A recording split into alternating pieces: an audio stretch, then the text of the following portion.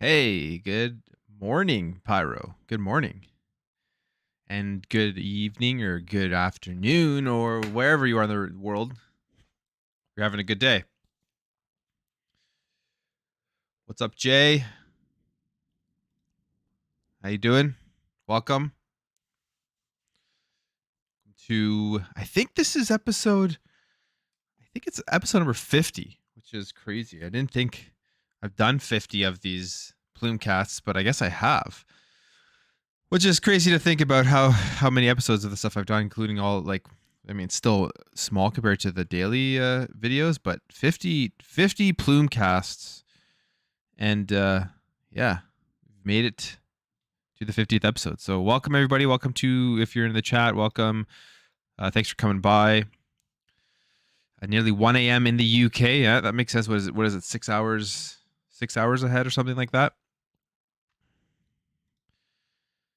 It's 8 p.m. here. So, oh, Dirt Griggity with the $10 super chat. Wow, thank you, man. Thank you. Appreciate that. Thank you for stopping by. I love your content, so it's really cool to have you here right now. Appreciate that, man. It means a lot.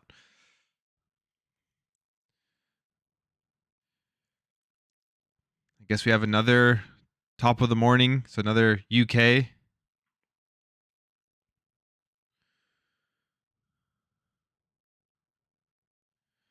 But yeah, episode number 50 of the Plumecast. I just wanted to just go live and talk about some of the stuff going on in the news recently. I mean, we've had a week now to kind of digest the Xbox and Bethesda showcase, so we'll go over that again and see if people's opinions have changed on what they thought about the showcase. Talk about some of the games that they showed off, the highlights, all that type of stuff.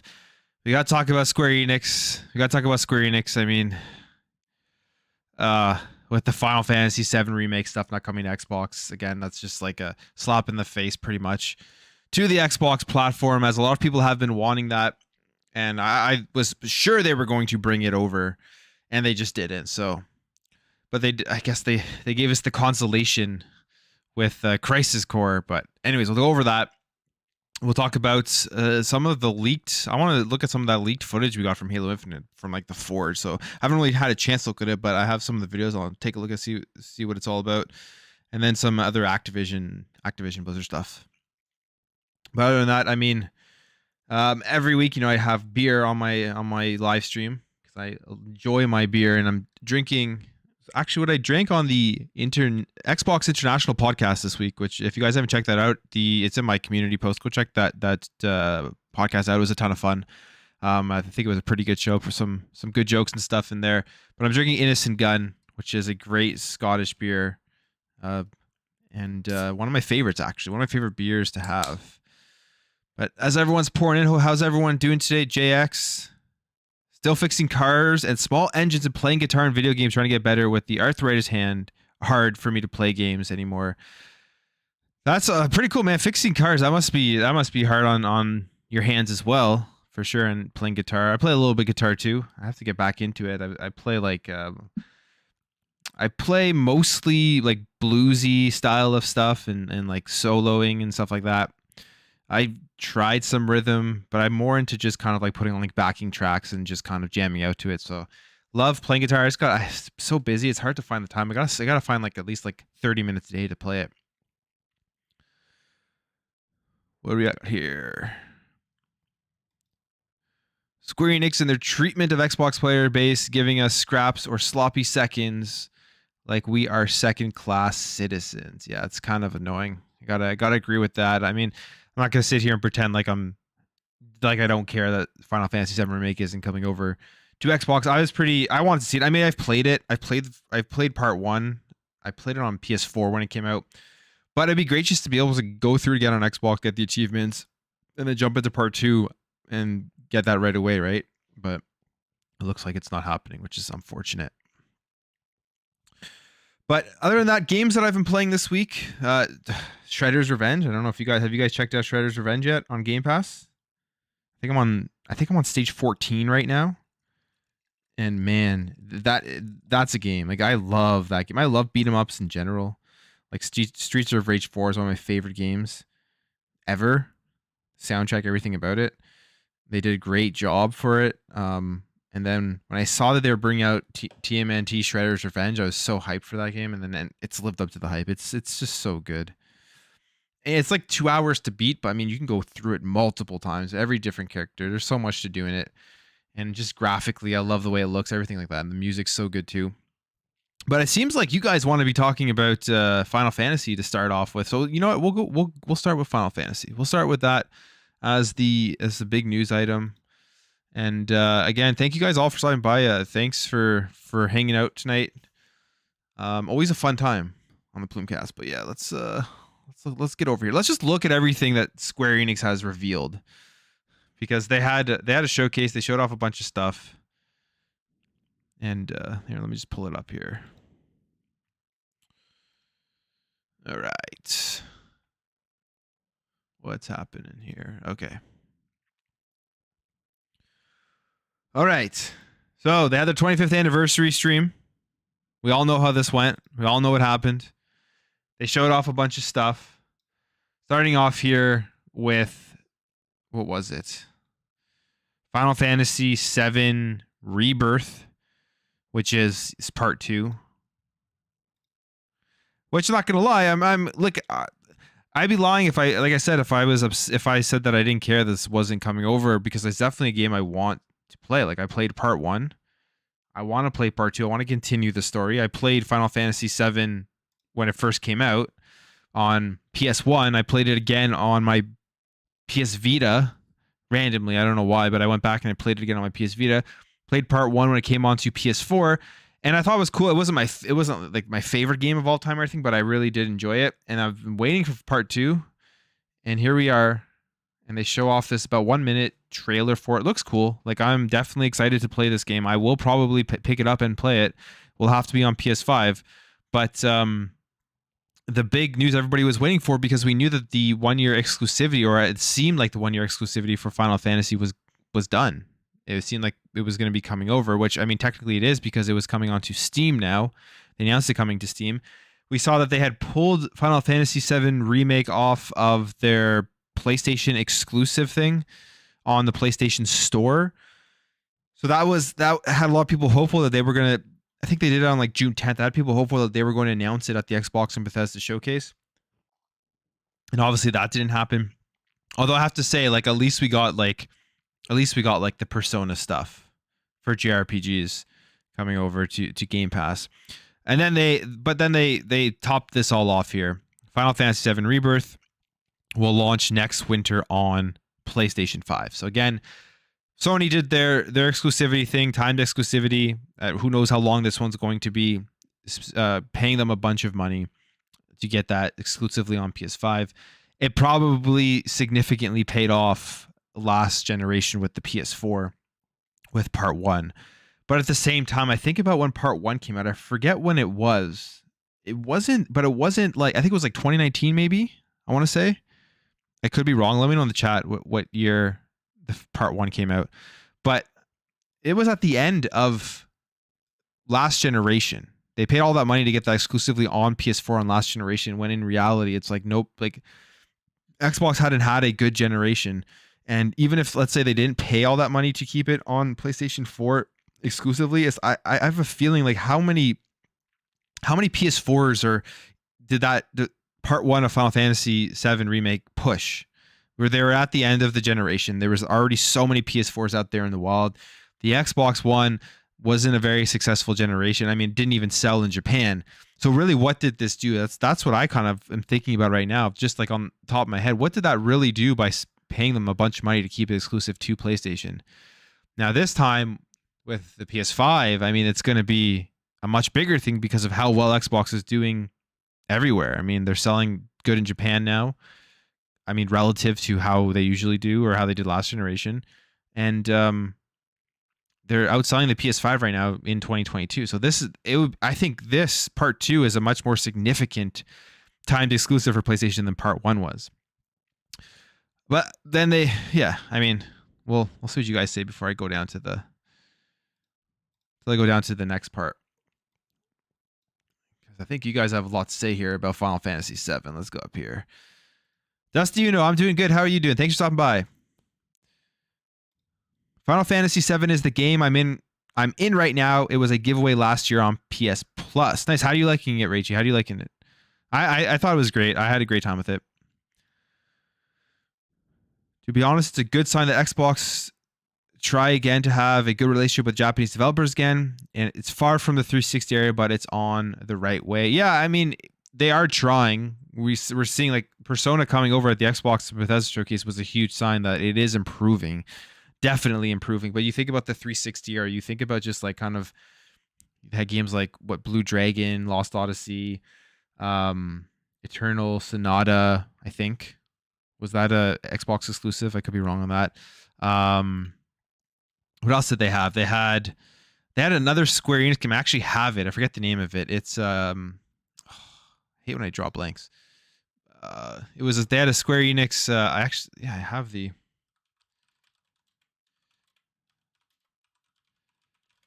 What's it called?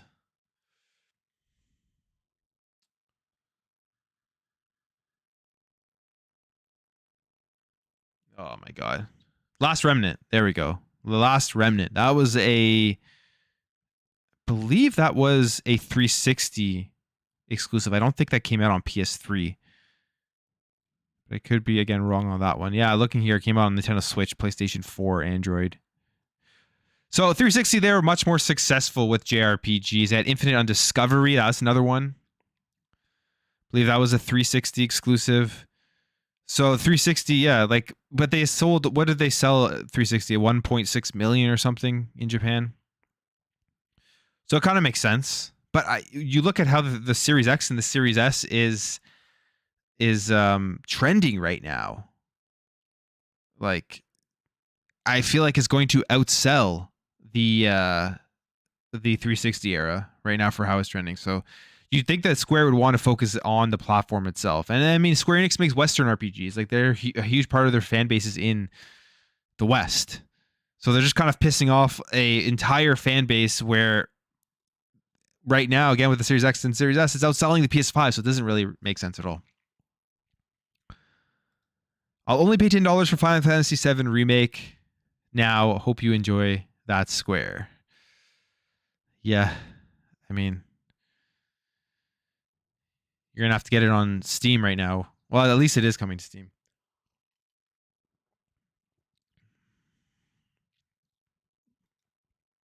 $140 million PS4 players, only 5 million sales, and Sony, after 1 year, put it into PlayStation Plus. True.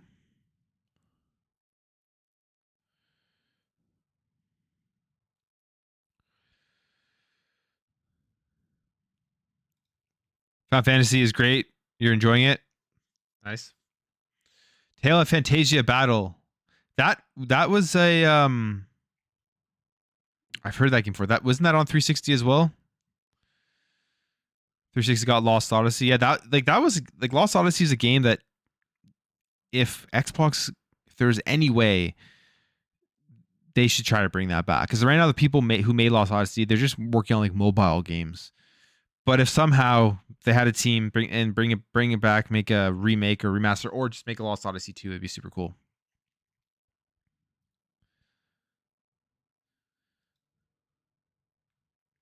Xbox locks up exclusive deals for all the franchises Square sold. Yeah. But yeah, anyways, that's the big disappointment is the Final Fantasy VII remake. It's just weird. It's weird because it's been 2 years? 3 years? Integrate comes out. They're putting it on Steam. There must have, I wonder what that deal was all about, what the contract says. Something like you literally can't put it onto Xbox maybe for 5 years, something like that, or just never on a competing console or whatever. But we moved down here. We did get this Crisis Core Final Fantasy VII Reunion, which I played this back on the PSP. It's a cool game. Definitely worth checking out if you haven't checked it out. But the way that they showed this off, it kind of looks like a remake. all the big media websites said it was a remake. It's a remaster. It's a HD remaster, and they even say it in their write up here on their website. So it's not a remake, but they've upgraded the graphics significantly. Like, it looks a ton better than it was on the PSP. But you play as Zack Fair, and it's a prequel to Final Fantasy VII. So if you love this Final Fantasy series, definitely check this one out. Depends. I'm not gonna pick this up day one or anything. And I feel like they gave PlayStation Final Fantasy VII Remake Part 2. Then they say, here, everyone else can get this Final Fantasy VII game. Kind of like a slap in the face. But we'll see how well it sells. We'll see if it does well. For most people, this was definitely more of a niche game. I don't know how many people actually played this one. But I think a lot of people will be experiencing it for the first time when they release this. But yeah, this is the one that Xbox gets. And then they announced that Final Fantasy VII Remake Integrate is on Steam. And it's also going to be playable on Steam Deck. So that's cool if you wanted to play it on PC. Now you finally can. You get the Integrate version, which means you get everything in it. You get the Yuffie Focused FF7R episode, Intermission, or whatever it's called. And then whatever this is, Final Fantasy VII The First Soldier, Season 3. I guess this is a mobile game, mobile battle royale. Final Fantasy VII Ever Crisis, episodic single-player mobile game. So they're focusing on mobile, and this is what Square's kind of been hinting at too as well. They have these big games, but they have also been hinting at doing like all the NFT stuff, all of the crypto stuff, and the mobile stuff. They want to move into that space a lot more, and you can see it here with this information here. So at the end of the day, the Square Enix 25th anniversary live stream or whatever, disappointing, I think, for a lot of people on the Xbox platform mainly. But yeah, it's just it's ridiculous. It's like 3 years that people were waiting for this. The exclusivity is over, so Sony pays them again for part 2, maybe with the deal for part 2 in there stipulated that part 1 can't come onto Xbox, something like that. It's what Sony does, really, is with their timed exclusivity. I mean, you look at even what they're doing for Knights of the Old Republic. That's another timed exclusive, eventually most likely going to be making its way onto Xbox.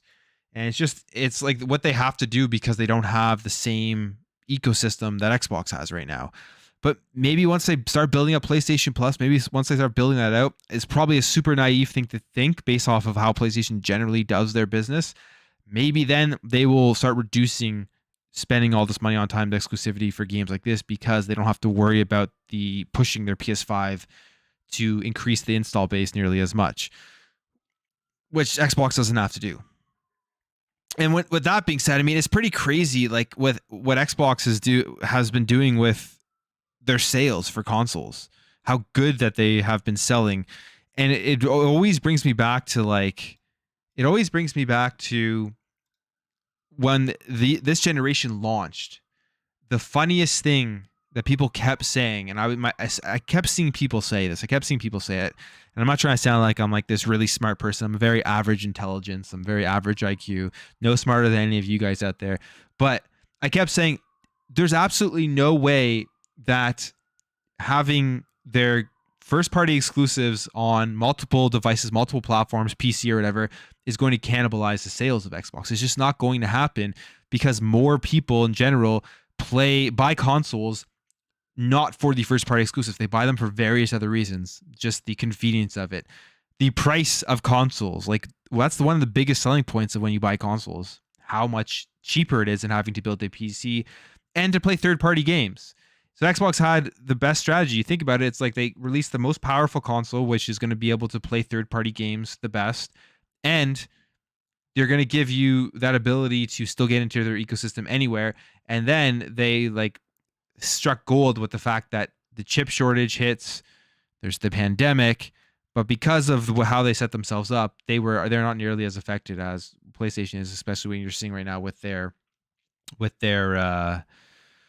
stock shortage. So yeah, that's a little side rant there, but here we are. Final Fantasy VII Remake not coming to Xbox. All right, what else are you guys saying here about this stuff? The exclusivity contract was renewed several times. First, a 6-month extension of the initial contract. Then, when Integrate had the state of play, highlighted that they had added 12 months more. All right. Yeah. I mean, it's longer than that now, isn't it? It's been longer than 12 months since Integrate. When did Integrate release? What year did Integrate release? I guess I could just look it up.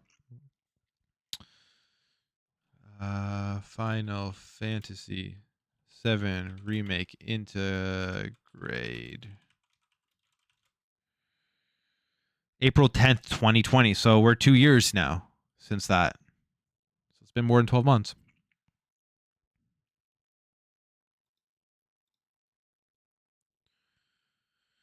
More than 12 months.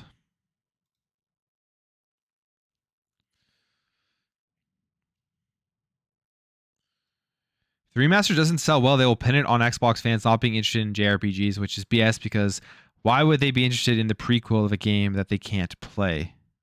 That's fair. That's a good point. If you've never played Final Fantasy VII, well, yeah, if you never played Final Fantasy VII and you're only wanting to play the remake and you're only going to be playing it on Xbox, you're kind of just wetting your tongue, teasing yourself by playing the prequel and then never being able to jump into the actual remakes after that. So, yeah, that's a good point.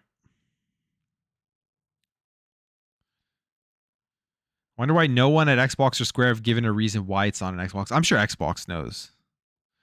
Like, there's no way that Phil Spencer has just ignored Final Fantasy VII Remake. Like, there's no way he's just like, I don't care about this. I'm going to go look for everything else. I mean, he knows how big Persona is, but he definitely knows why. He must like have a hint as to, I don't know how, if they can divulge like their business deals to other companies. I'm sure like there's some sort of rules around that, but I'm sure he's looked into it because since the launch of since the launch of these consoles, Phil Spencer's always been talking about how he's embarrassed as to like how crappy Xbox has done in Japan. So it would be foolish for him not to look into this because people want it. It's a great game. Like at the end of the day, Square Enix said they're shady as shit. Like they do stupid stuff like this with this game. They want to go into NFTs and they want to do all this garbage. But Final Fantasy VII Remake is a great game. I played it on PS4. It graphically is awesome. The gameplay is fun. Story is really good. It's a fun game to play. So it's definitely unfortunate. I feel for people who can't play because all they have an Xbox or they don't have a PC that can run it, right? So, or you just like JRPGs and you've never played Final Fantasy VII, it's a great place to jump in. Changes the story a little bit, but it's definitely a good place to jump in.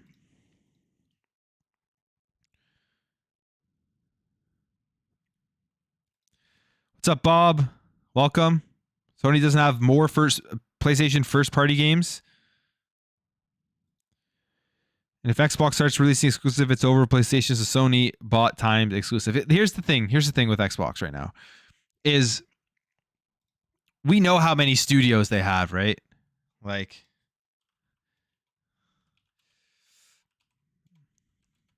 we know how many studios they have.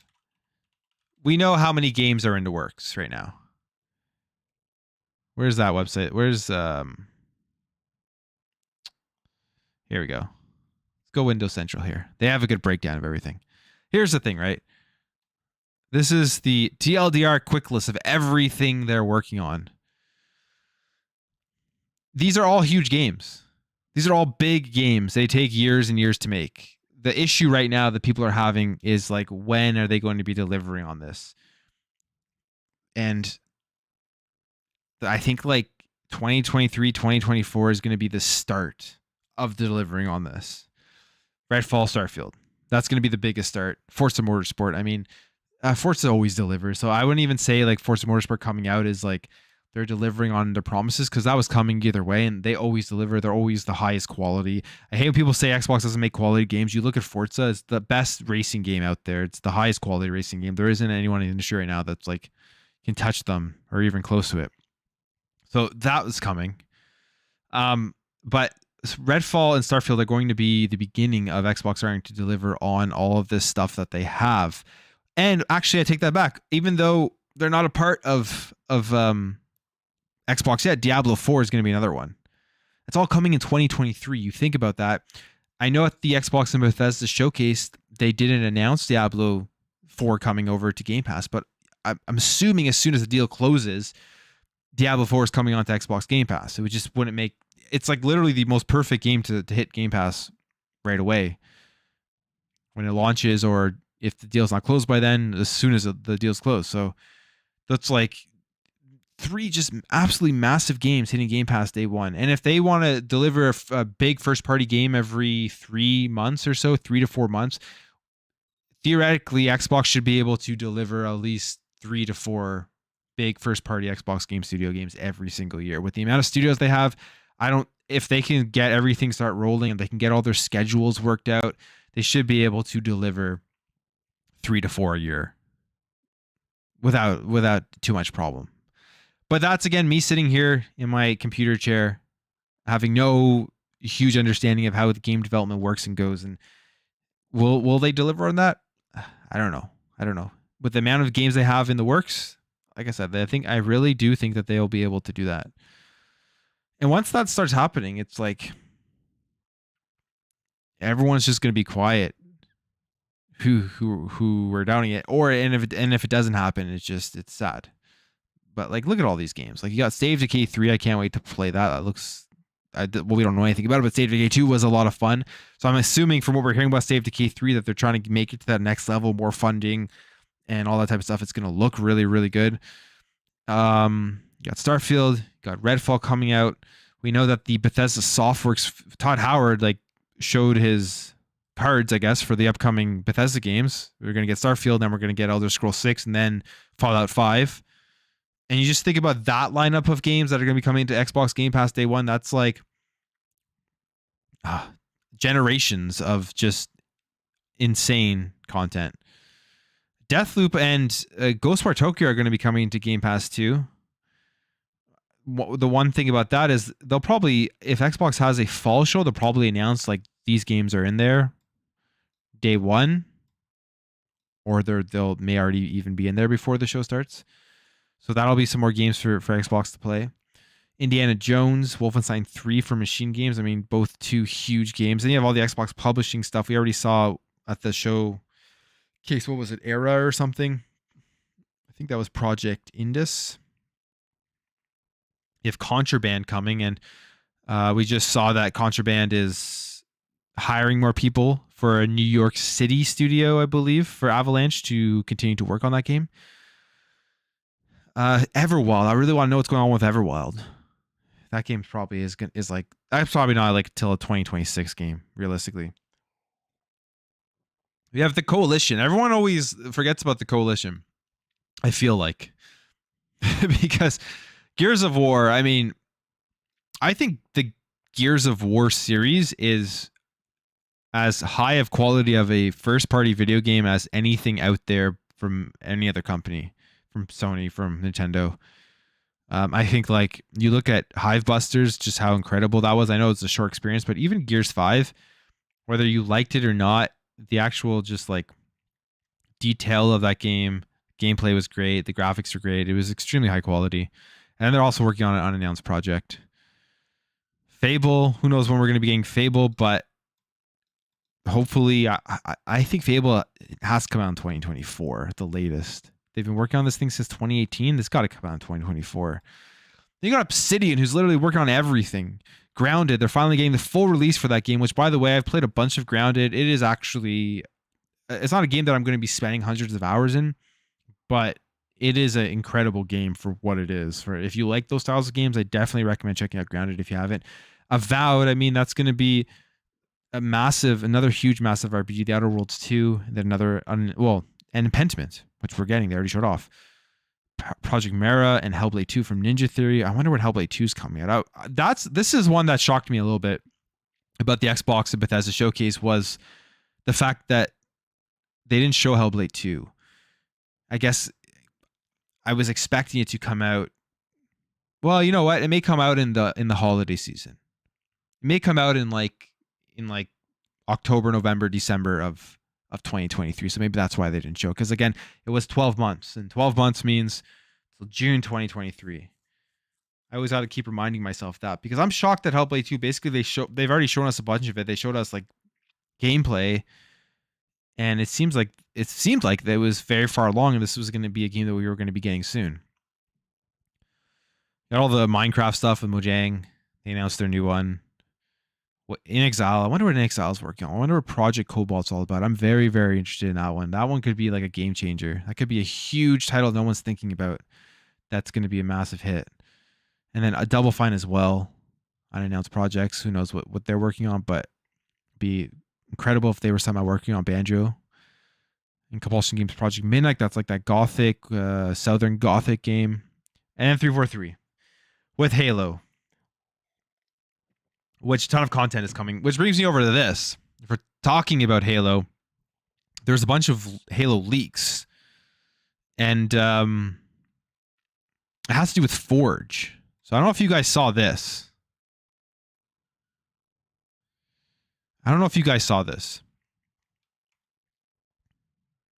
But this was leaked. Halo Infinite Forge gameplay explains the weapon combining feature that allows you to create new weapon abilities. Can we listen to this? Is there anything? There's no sound here. Sure, I'll just turn this on. Okay, never mind. You just hear the... Let's just read it. The weapon combining glitch from Halo 5 is back in Halo Infinite as a feature, and this time it's scriptable. I'll be showing off some of the weapon combinations I found interesting. That's pretty cool. So it's scriptable. Let's see what they got here. Note, this is an old build of Halo Infinite from Flight 2. Everything shown is subject to change. Okay, so we can see this here. Can I make this bigger? You guys see that?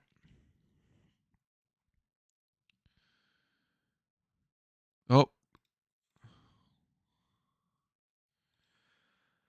Patrick Karenjeet with the $4.99 super chat. Appreciate it, man. Thank you very much. I'm really happy about Persona. Hopefully we get all the other Shin Megami Tensei games, since Soul Hackers 2 is coming day 1, so I hope the others come. Yeah, that would be super cool. I still need to play Shin Megami Tensei, was it 5? Yeah, 5. I actually have the collector's edition. I don't know if you can see it back there, but I have it in my shelf. But yeah, like I hope so. And I think that Soul Hackers 2 was coming over to Xbox was a huge sign that we were getting more Atlas games. As soon as they announced Soul Hackers 2 coming onto Xbox, that's where I kind of was like predicting that Persona was going to make its way onto Game Pass or make its way onto Xbox, because why would Atlas release Soul Hackers 2, which arguably is much less popular than a Persona game, than not give us Persona, which thankfully they did. So yeah, hopefully means this is just the beginning from Atlas with getting more of their games onto the platform. But Shin Megami is only on Nintendo Switch, right? Too. So there's that too. It's not. I think it's not on PlayStation. But if it is, let me know. But I don't think it is. Okay, so here's the new scripting system for Halo Infinite for guns for Forge. So you can see here all the crazy stuff people are going to be able to do. Here's what the new scripting system looks like. This script cycles through each weapon when I press the mark button in game. All right. What else we got here? Each of the other script brains represent a weapon combo. They handle the logic of setting the player's weapon. Okay. This looks intense. They all have the same scripts with only index weapon type changed. This looks super intense. Like, people are going to be doing some crazy shit with Forge. Now let's take a look at the weapon combinations.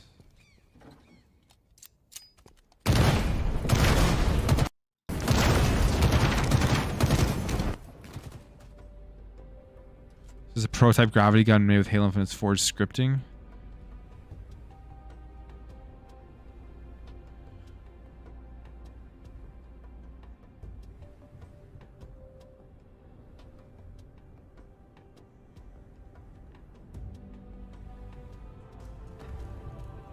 Yo, this is gonna be like insane. What people are gonna do with Forge. I know it's like a catch-22 type of thing. It's like you don't want to. I love the community built stuff. It's always just so much fun, and it's like they're almost more creative than, well, they are. Like some people are more creative than the devs, but it's almost like you don't want to just rely. You don't want to. Right now with Halo Infinite, it's like it almost seems like they're waiting for Forge to come so they can rely on the community to make everything, or to make more content. But that's cool. I mean, that's gonna be pretty nuts. Yeah, I don't know how this is like leaking. People are just like getting this stuff and sharing it around. And then there was another thing. There was like, oh, there's a part 2. All right, let's watch this again. Let's watch this one.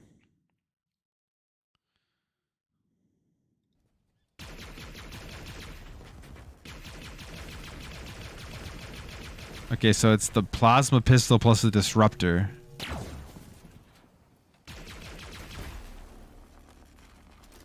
It's kind of cool. Skewer plus Ravager? Oh, damn. Most useless gun he made. Heatwave plus Hydra. Oh, damn. That's pretty powerful.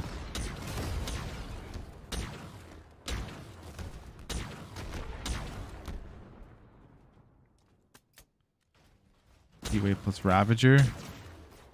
Yeah, this is like, there's so much that's people are gonna be able to do with this, and plus all the battle royale stuff's coming too. Gravity hammer plus energy sword. Oh shit! Wait, that isn't even. I guess you can kind of see it. Oh, it has gravity hammer. It's an AOE and deals the same amount of damage as the sword. Oh shit! Okay, that's crazy. Sidekick and energy sword. What? How does that even work? Combining the energy sword with guns also changes their melee damage, but doesn't affect their bullets. Okay, that's like OP. Cinder shot and rocket launcher. I mean, what's the? I guess you have like way more shots. Cinder shot and pulse carbine. Sentinel beam heat wave. All right. I mean, that's pretty cool. Yeah, so this is some of the leaked Halo stuff that's been showing up for Forge, which is going to be coming out. This is going to be huge. Like, it's going to bring so much more content over, and the faster they get this into people's hands, the better it's going to be right now with the content for Halo. We also saw that they are working on their battle royale. I think some of that actually got leaked as well too. Let me see. I think I liked it. There was a bunch of content for the battle royale that got leaked out. If I can find it, maybe not. But we know they're working on with certain Infinity and stuff, and they're working on battle royale. So that's cool. It's pretty cool stuff there. All right.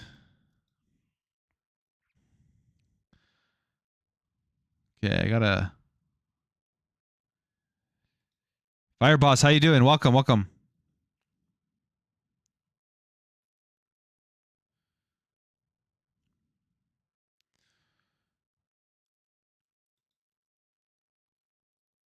I would sooner build a nice game PC and pirate Final Fantasy VII Remake than buy it for PS5 for it. Yeah, I wouldn't buy a PS5 strictly for the game itself. I have a PS5, so then I buy the game. But here's the thing: the game's going to be, if it's $90, well, like in Canada, games are $90 for PlayStation 5. Yeah, screw that. I'm going to wait till the shit goes on sale. There's no way I'm getting that day one if it's $90. Spoke on this months back. Think on it. This is Square setting themselves up for Sony to nab them. Oh, so you think Sony is getting ready to acquire Square Enix right now? That's why they're doing this. Hey, that very much, with this announcement, that very much seems more likely. This very much seems more likely, because I was saying this earlier. It's like when Final Fantasy VII Remake Part 1 came out, it was exclusive to PlayStation for a console that when that came out, when did it come out? 2019 or 2018, whenever the game came out, we were in the end of a generation where the Xbox One was extremely far behind everywhere in the world. It wasn't even a competition, right, in terms of the install base of between the two consoles. So it's like, what were they spending all this money on for timed exclusivity that wasn't going to push more Xboxes really anyways, right? It wasn't going to do that. More people, there was like 100 million or 90 million PS4s out there in the wild. To me, it just seems like it was a waste of money, the way I look at it. But now that I look at it, it's like they must have made this deal for the entire 3 parts, and we're seeing it come to fruition now. And right now, the deal for them is a lot stronger because of how well Xbox is doing. Because yeah, this is going to have an effect on people. Because Final Fantasy is it's a mainstream RPG, a JRPG in the West. Like everyone knows Final Fantasy. It's not like one of those niche JRPGs that 100,000, 1 million people play. It's like everyone knows Final Fantasy. It's extremely popular, and people are going to buy.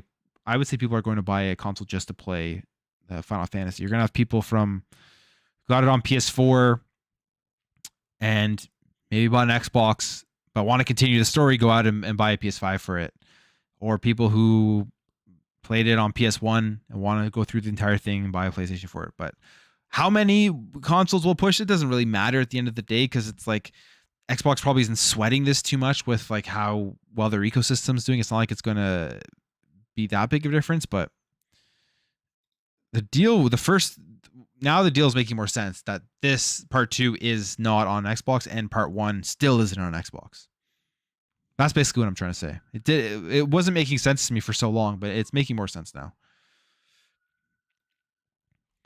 Final Fantasy VII Remake is a great game indeed, but as a remake sucks. I would say they changed the original story. They did change the original story. That is the one thing that I had mentioned. I'm going back through these comments, guys. I know this is stuff we touched on earlier, but I'm just going to go back through some of these comments, read some of them out there, because this is my live show, and I don't know if I've ever said this, but this is my Plumecast, but also just so you guys come in here, we can chat. I can hang out with you guys and just talk. So, because I do the daily videos, but that's just a one-way communication type of thing, right? Considering Activision's Blizzard situation and Diablo 4 being on Game Pass, so they don't have to pay $60 for it to see all the monetization. Well, that's funny you bring up Diablo Immortal, because one thing we got to realize is no matter how shitty things are in video games, such as microtransactions, or my favorite example to use is, as somebody who back in the PS2 and the original Xbox days played a lot of Madden back then, because Madden was actually a great game back in that generation. The Ultimate Team stuff came in during the next generation with Xbox 360 and absolutely ruined the game. Just ruined the game, ruined everything about the game. EA didn't care anymore about making any of the other game modes good. Didn't care about making the gameplay good. All they cared about were selling as many of those card packs as possible. And even to this day, it's still the same shit, right? It's still the same thing. Everyone complains about it. Everyone hates it on social media, which is a very small minority of actual gamers that spend their money and play games. It's the same thing with Diablo Immortal, right? Everyone complained about it. It's terrible what they're doing. But they generate $24 million in revenue in its first 2 weeks. And if you think that's going to slow down, it's not going to slow down. It's just going to get bigger and bigger. And as a business, why in the world would Activision not want to do things like this? They're making this much money. So, there's if I'm like in all reality, like if I'm a business, I'm a corporation, I'm not, like you see, you make $24 million in 2 weeks off microtransactions. Well, you're like, okay, so there's people complaining about it on social media. Big deal. Everyone's still buying our microtransactions. So obviously the majority of people want it, right? So why they're not going to listen to the people complaining? There's no point. So these things work because it appeals to people who play one game. It appeals to people who only play Diablo, only play games on their phones. Like myself, I spend tons of money on video games. I buy consoles, I buy collector's editions, all that type of stuff. That's where my money goes. and I spend like no money on microtransactions in any games. But there's other people out there who don't buy consoles, who don't buy special editions and stuff, who don't buy physical games. All they do is spend all their gaming money on microtransactions. And I mean, you can see it right here. Diablo Immortal appears to be off to a strong start as the mobile-focused take on Blizzard franchise has generated over 24 million USD in revenue in its first 2 weeks. That's crazy. As reported by PC Games industry tracking website AppMagic has shared some interesting tidbits of data for the free-to-play Diablo Immortal alongside the microtransaction details, including that the USA and South Korea have spent the most money and that the game has been downloaded more than 5 million times. And then that brings me back to my second point that I just thought about as I was rambling about the way people spend their money on games. This is exactly what Microsoft probably knew was coming in the pipeline when they went ahead and bought Activision Blizzard. Candy Crush with King, and they knew Diablo Immortal was in the works. They probably knew that this was going to be huge for their mobile sector. And I mean, if you don't think Phil Spencer is smiling because of this right now, he's smiling, I'll tell you that much. The US has accounted for 26% of all global downloads and 43% of previously mentioned revenue. Speaking of revenue, South Korea is in second place at 23%, and Japan takes third with 8%. These impressive numbers were achieved despite many players being upset about the implementation of Diablo Immortal's microtransactions. That's exactly what I was saying. Many people were upset. I wonder if they quote any of like the Twitter stuff here. Yeah, so they do here. This person says, okay, hold up. I'm understanding this correctly for Immortal. Once you get a legendary gem to rank 10, you can further enhance that gem and its items power to the next level, Awakening, which needs a mat that literally only comes from the store for $15.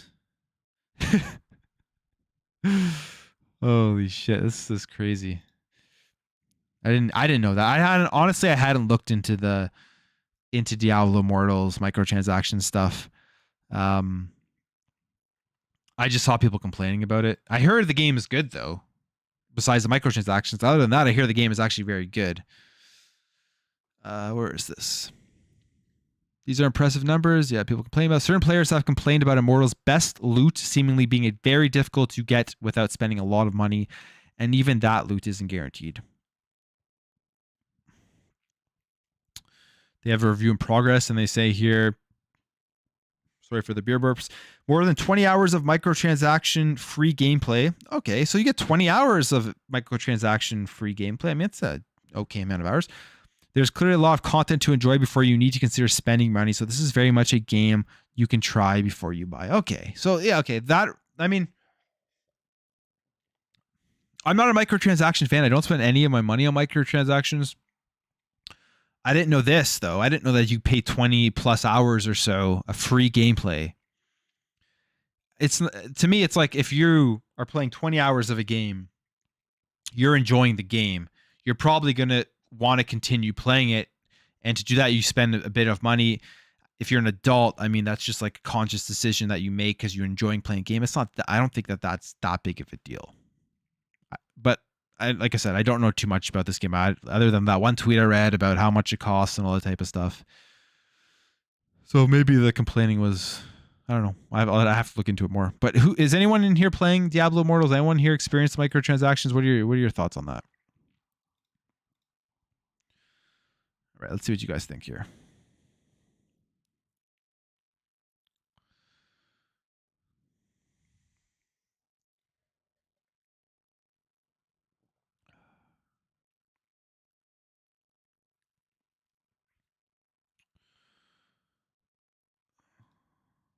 Okay, I gotta find the right comments here.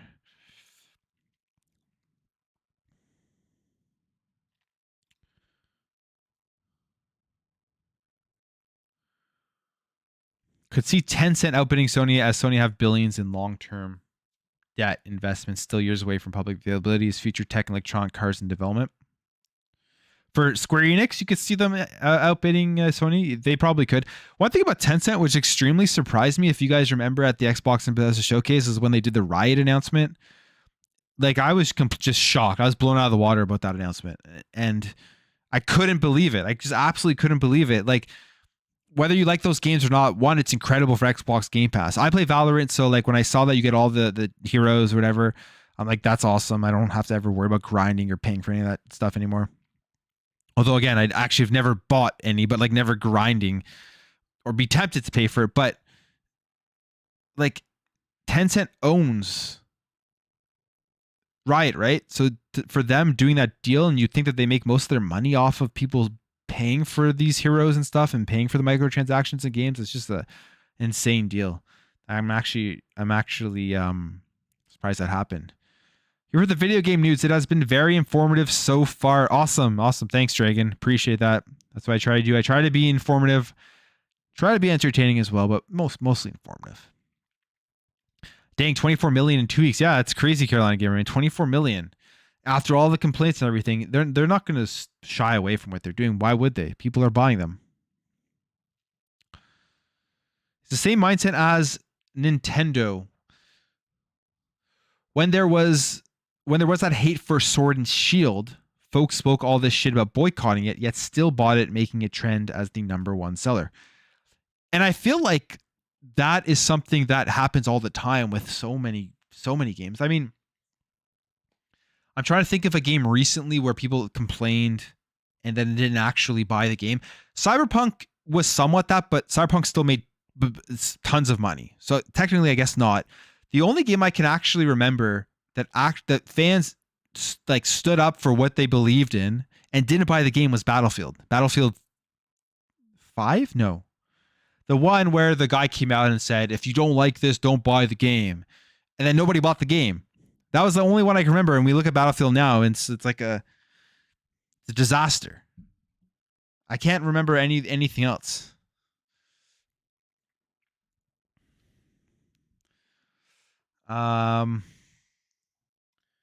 It's a great game. You don't buy the microtransactions on it, though. Okay, that's cool. And like I said, I just discovered that you're getting 20 plus hours or whatever of being able to play it without buying the microtransactions. Then I'm guessing you can still grind after, right? Or do you have to buy the stuff? If you don't even have to buy the microtransactions and you're still having fun playing it, you can still progress and you can still go through the game.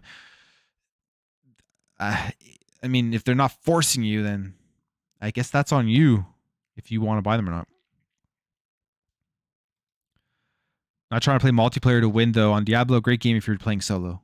Then you know that it sounds like it would be a game for me.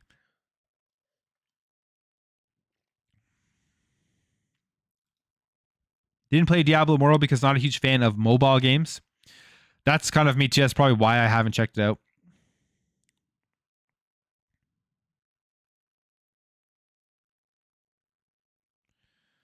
No one bought the Cliffy B game. What was that? Lawbreakers? Something like that. I don't remember the controversy or things people complained about for that one though. I don't know why. Why didn't people buy that one?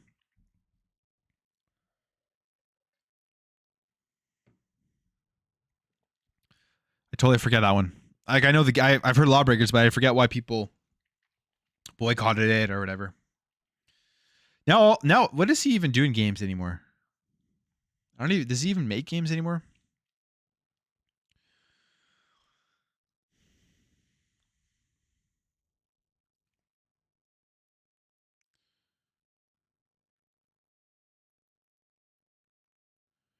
Did gameplay for the Battle Royale get leaked? I just saw this question. No, it didn't. They just I can see if I can find it. They did show off some of the news.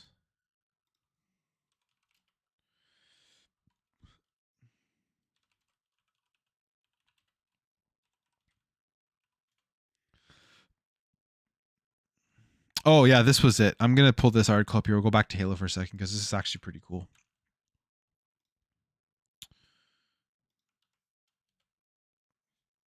So what they did find, what got supposedly leaked by a supposed insider, right? Like I'm an insider on Twitter, so take it with a grain of salt. Getting slightly more specific, the rumor, which comes from YouTuber Sean W., who I have never heard of. Who's Sean W.? I've never heard of this person. So again, take a grain of salt. Anyways, he says here, claims knowledge of at least one Halo map from Halo 2 and Halo 3 coming for Battle Royale. Slightly more specific, because there are no precise details on which two maps exactly coupling this. It's claimed by the YouTuber that corporate gridlock is weighing down development and slowing down the pipeline. In addition to this, 343 Industries is supposedly still trying to figure out how to make a live service game having minimal experience with it before Halo Infinite. Like, this claim here is like, oh wow, everyone knows they haven't made a game, a live service game, or have minimal experience with live service games. So I don't know how that's inside information. Fortunately, this is the extended information provided about the game's rumored battle royale mode. Of course, that this should be taken with a grain of salt. Yeah, take this with a grain of salt. It's too hard to know if this is legit or not.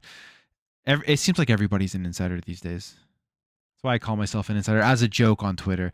And I think people understand I'm joking, but then I think there's other people out there that read my tweets and I always hashtag it insider when I'm literally quote tweeting an article with like a title that says Starfield's going to have your main character is not going to have any voice dialogue, and I would quote tweet that or something as an example and write Starfield's not going to have any voice dialogue and then just hashtag insider. I think people understand I'm joking, but I can't be certain. Anyways, let's see here. Okay.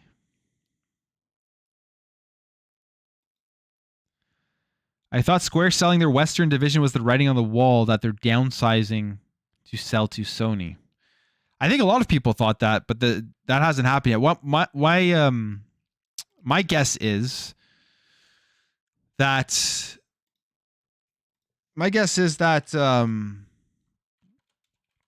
we're not going to hear any more deals until the Bungie deal closes, and until the Activision Blizzard deal closes. Like, we're not going to hear anything more from these companies. I just want to take a look at some of this Diablo Immortal. Can you play it on PC now? Can you play Diablo Immortal on PC? I think you can, right? I have a Steam Deck, so I think I may want to do that. I'm just gonna throw up some gameplay here as I go through some of these comments.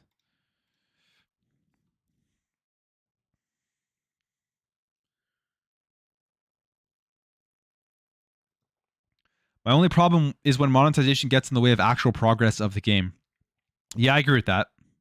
But from what I'm understanding, is in Diablo Immortal, it's only for like multiplayer, so it doesn't really matter in terms of progressing the single player elements of it. If it's like pay to win for multiplayer, it's a multiplayer game. It's a free to play game. They have to make their money somehow. It's the same thing with Halo Infinite. When I made my video, I think it was Friday or sometime during the week, and it was the complaints going on about like Halo Infinite increasing their microtransactions from $12 to $17 for their sets of gear. And people were complaining about that, which is understandable because they started off at 20.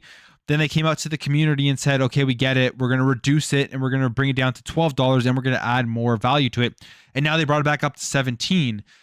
That's where I think the biggest issue is. It's like you can't tell the community that you hear them and you're going to make these changes, reduce the price, and then bring it back up sneakily with expecting people not to notice it. So I get why people are complaining about that. But then also at the same time, it's like, it's a free to play game, right? They got to make their money. They have to make their money somehow, or we're not going to be getting these games. Like, it just won't happen. Or the other thing is, it's like, just sell the game full price and have everything included, which I think most people, or not most, but like a lot of people would be happy with that. Ultimate Team mechanic was so profitable that EA tried to make a similar system for post-purchased recurrent spending in most of their franchises until Belgium took EA to court. Yeah, it's Ultimate Team has ruined all my enjoyment for any EA sports games, because it's just like they don't care about anything else other than the stupid cards.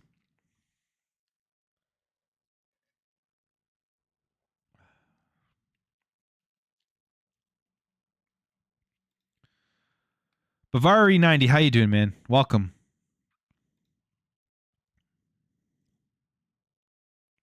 Okay, back to Lawbreakers. Yeah, that was it, because it was a battle royale copy and paste. Lawbreakers was supposed to be free, but they put a price tag on it last minute. Okay. Fucked Xbox over Xbox fans. Lawbreaker was poor selling because of any controversial issue. It was more that people felt it was trying to ride Overwatch's coattails, and the exclusivity of PS4 put off many potential buyers. Okay. Yeah, Lawbreakers, I've heard about that game. I didn't really know the story back then about it. But yeah. It's unfortunate.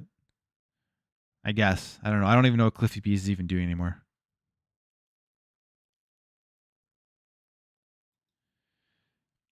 Meg said he spoke to someone at 343 and they told him that the studio was such a mess that we shouldn't even have the Halo Infinite campaign expansion until 2024. Oh my god, that would be terrible. That would be terrible. If true. If true, right? If true. Like, how do these people speak to these guys, random people at the industry? Do they just like DM them? Do they have friends? Like, how do you go about doing it? You know? And yeah, I don't know. I'm always skeptical about insiders who just randomly have inside information, unless it's like a person that's gotten multiple inside info right. Like Jeff Grubb's pretty good, right? He usually has a lot of. He usually doesn't make up stuff, or I mean, he's not always right on everything, but generally, I feel like he does his due diligence before speaking on information he's heard. I don't know what you guys think, but I think Jeff's pretty good at that.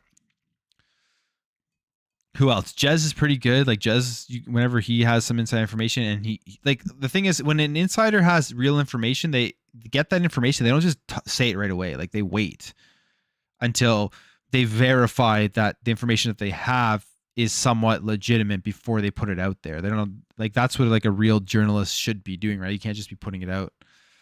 But anyways, Sony's technically in debut. They made 2.6 billion profit last year, but they bought Bungie for 3.6 billion. Oh, in debt. I was like, in debut. Wait, Sony's been around forever. What are you talking about? Yeah, in debt. Yeah. A lot of companies can operate off debt. It's like their long-term strategy, but Sony makes so much money in other areas too, right? But I think is SIE like one of their biggest divisions of Sony? I don't know. I'd have to look into their breakdown. Halo Infinite is not free to play. It's $60, but there is a clone on the Microsoft Store with a lot of microtransactions. Fair. If like you're somebody like I love the multiplayer, I think it's great. I think it's fun. I still jump in. I've put in a decent amount of hours into it. I still play it, not every night, but I still play it on a decent like a couple times a week or whatever. And it's just fun. Like the gameplay for Halo Infinite is top notch, and that's the unfortunate thing about the entire game itself. It's like it's so much potential, and it's like if you're a Halo fan, you look at it, you play it, and you're just sitting there and you're like, this game literally could be the greatest thing ever if they just got their shit together and they did it correctly. But like they've done a lot of good stuff too. Like people complain, people bitch at 343, and what they've done with the gameplay is top notch. Like it is very, very tight. It's very, very good. Like I've played lots of shooters, and like when I play Halo Infinite, it just has like a great feel on it, and just you don't get that in all shooters. Hey, Fireboss, thanks for stopping by. Appreciate it. Have a good night or wherever you are. Good afternoon, whatever. Have a great time. Thanks for stopping by.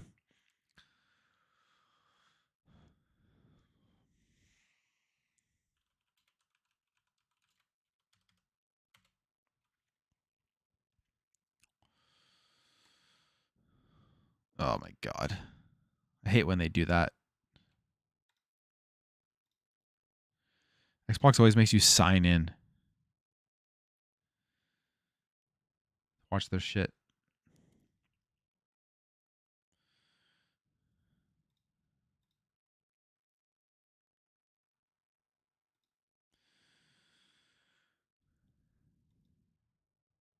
My undying hatred for 343 should grow stronger day by day. Hey, I mean,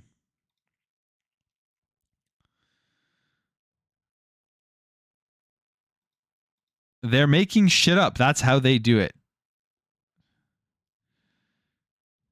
I honestly, Mash, like, I kind of agree. Not everyone. Don't get me wrong. Not everyone. But like, you remember back with the PS5. Remember PS5 was supposed to have RDNA 3? Remember that? And then the same guy after came out and had all this information about the upgraded mid-gen refresh of the Series X and the PS5 and the Series S. Which, I mean, maybe he's right, but we'll see. Or like, you know, I have another theory too about insiders is like, if you take 1,000 pieces of shit and you throw it at the wall, there's a chance that one of those pieces of shit is going to stick on the wall, especially when they're just like general claims. And then if you get enough of those general claims where people start saying, oh, wow, he got this one claim, and then they don't focus on any of the other 999 claims that you got wrong, they'll start to believe more things that you say, which you gain more traction. They kind of overlook all the things that you make up until you get that one thing right. And then that's how you grow on social media. That's how you grow a YouTube channel. That's how you grow a following. Even if you're just bullshitting and making things up, you can grow like that, which is unfortunate because people fall for it all the time, but it is what it is. People do it all the time too.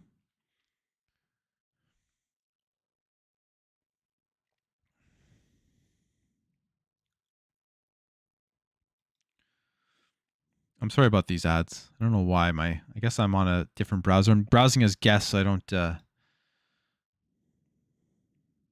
any weird stuff pop up. Not like what you guys are thinking when I say weird stuff. I mean like my like personal info, and then I'm gonna get the PlayStation fanboys, you know, coming in here taking it. Not that I have anything to hide though. It's one thing. It's one thing about YouTube is like you see, so there's so much crazy shit that goes on. And you see people getting doxxed, and you see all this like stupid, crazy stuff because there's like just insane people out there. I'm not too worried because like I have a great community. You guys are all seem like, why is there so many ads? It's because I'm skipping ahead. Anyways, what I'm trying to say is I love you guys. You're a great community, and I appreciate you watching my channel. Pretty much is what I'm trying to say. Okay.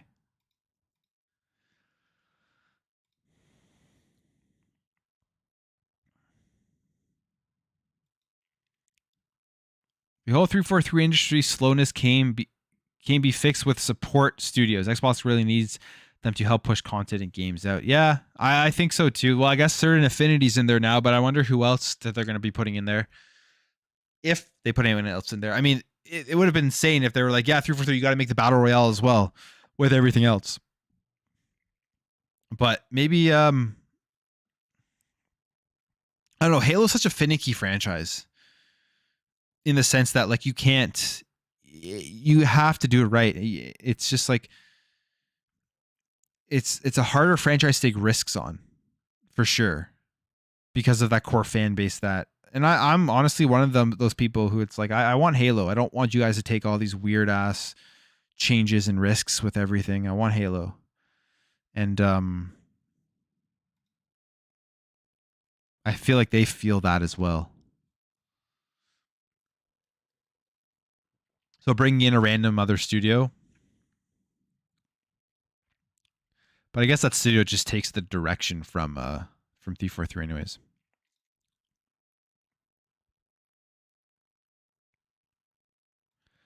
Oh no, I got milk ads. So suspicious. I eat a lot of cereal. Like I go through a lot of milk. I eat too much cereal. So that's probably why. He knows that I eat a lot of cereal and milk. All the time. And then I drink a lot of coffee in the morning with a lot of milk. So I'm always out of milk. You know what the great thing about Canada is you can freeze your milk. I don't know if anyone else out there, people in the States, I don't think they have this same luxury. It's one of the great things Canada has is that we get milk in bags and you can stock up on milk and then you can put it in the freezer. And then when you defrost it, it's like just like you bought it from the store. It's great. It's great stuff. I have 3 bags of milk in my freezer right now, so I never run out.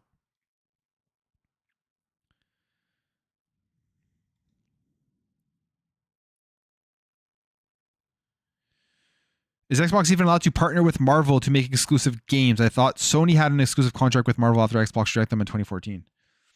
You know, I'm not sure about that. I think I don't know if Sony has an exclusive. They have the movie rights to Spider-Man, but like, I feel like other characters can be negotiated for. So I guess they negotiated for Wolverine because they already have that relationship. But like, I don't know. I guess they also did Iron Man. Don't forget Iron Man. They had Iron Man VR. So maybe. I'm not sure what the deal is because it would be with Disney, right? I'm trying to think. There are Marvel characters on Xbox, like Midnight Suns coming to Xbox, right? So no, I don't think Sony has an exclusive. I think they just negotiate all their stuff.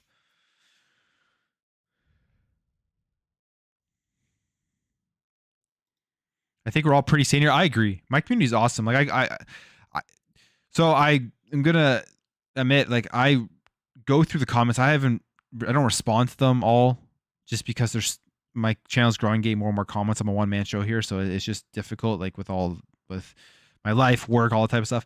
But like I don't get crazy fanboys on my channel. I don't get any like. I have Xbox Stink. He's like the only person that comes in here and just like goes spams me. But you guys are all just like all dudes you could probably hang out, have a beer with, you know, play games. If you don't drink beer, I don't know why there's an ad every 4 seconds right now, but this is super annoying. Okay.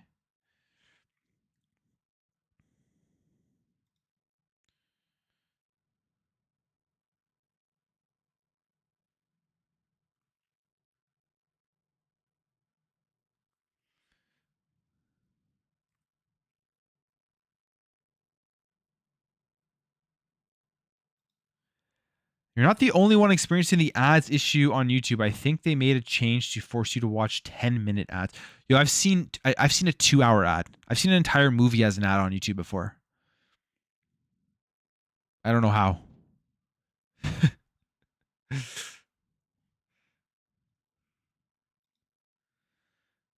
Blizzard is 5,000 employees. They can help 343. Yeah, that's true.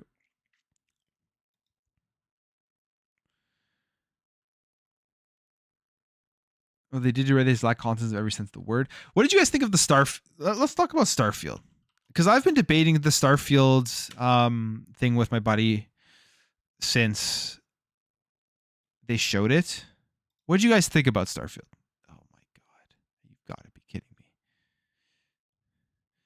You've got to be kidding me!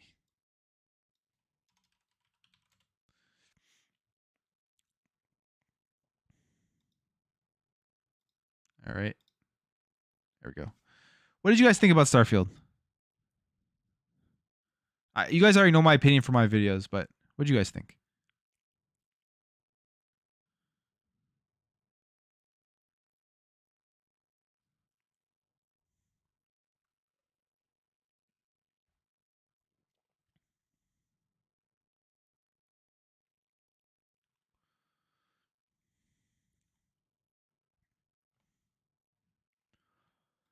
Midnight Suns, Avengers, Guardians of the Galaxy all disagree if there was any exclusivity of those games would avoid Xbox. Yeah, that's it exactly. So it's just PlayStation going and dealing with individual characters and then making deals for them. Wolverine's another big get. Like, let's be real here. Wolverine's huge. Wolverine's one of my favorite characters in Marvel. X-Men, like, yeah. But again, it's a game that's not coming out till like who knows when. And I mean, I have a PS5. I have everything. I haven't. Again, you know the thing with my PS5 too. It's like I think about this all the time, and it's like I bought a PS5. I sold the PS5. Then I bought another PS5. I sold the PS5. And then I bought another PS5. And it's been sitting there since Ratchet and Clank. I haven't played it since really Ratchet and Clank. I don't know why. And I didn't scalp them. I sold them to like friends who just wanted PS5s. I sold them for market value. But it's like I bought it. I'm like, I'm not using it, so I'll just give it to my buddy who wants it.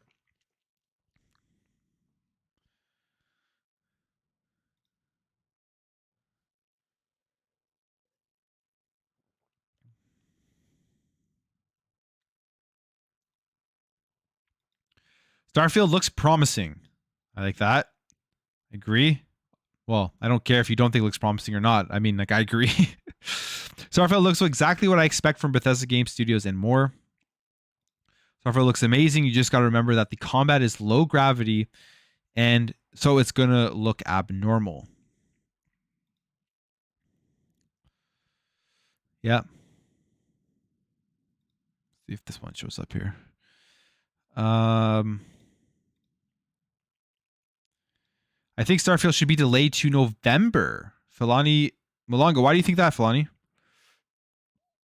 You thought it was rough, the trailer, I guess? There was FPS drops, so I'll say that for sure. I would like Elder Scrolls 6 to release before Skyrim grandma dies of old age. Yeah. I wouldn't place any bets on that.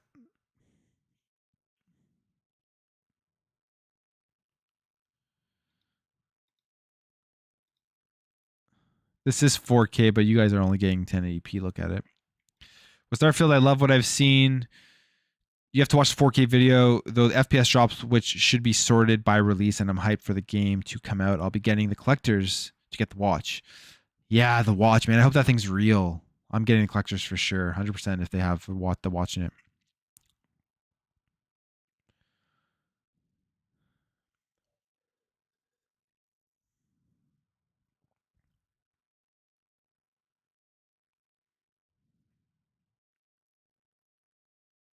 Did I just get trolled? Oh, some guy just put an intro into their video. I'm like, did I get Rick rolled on the Starfield video?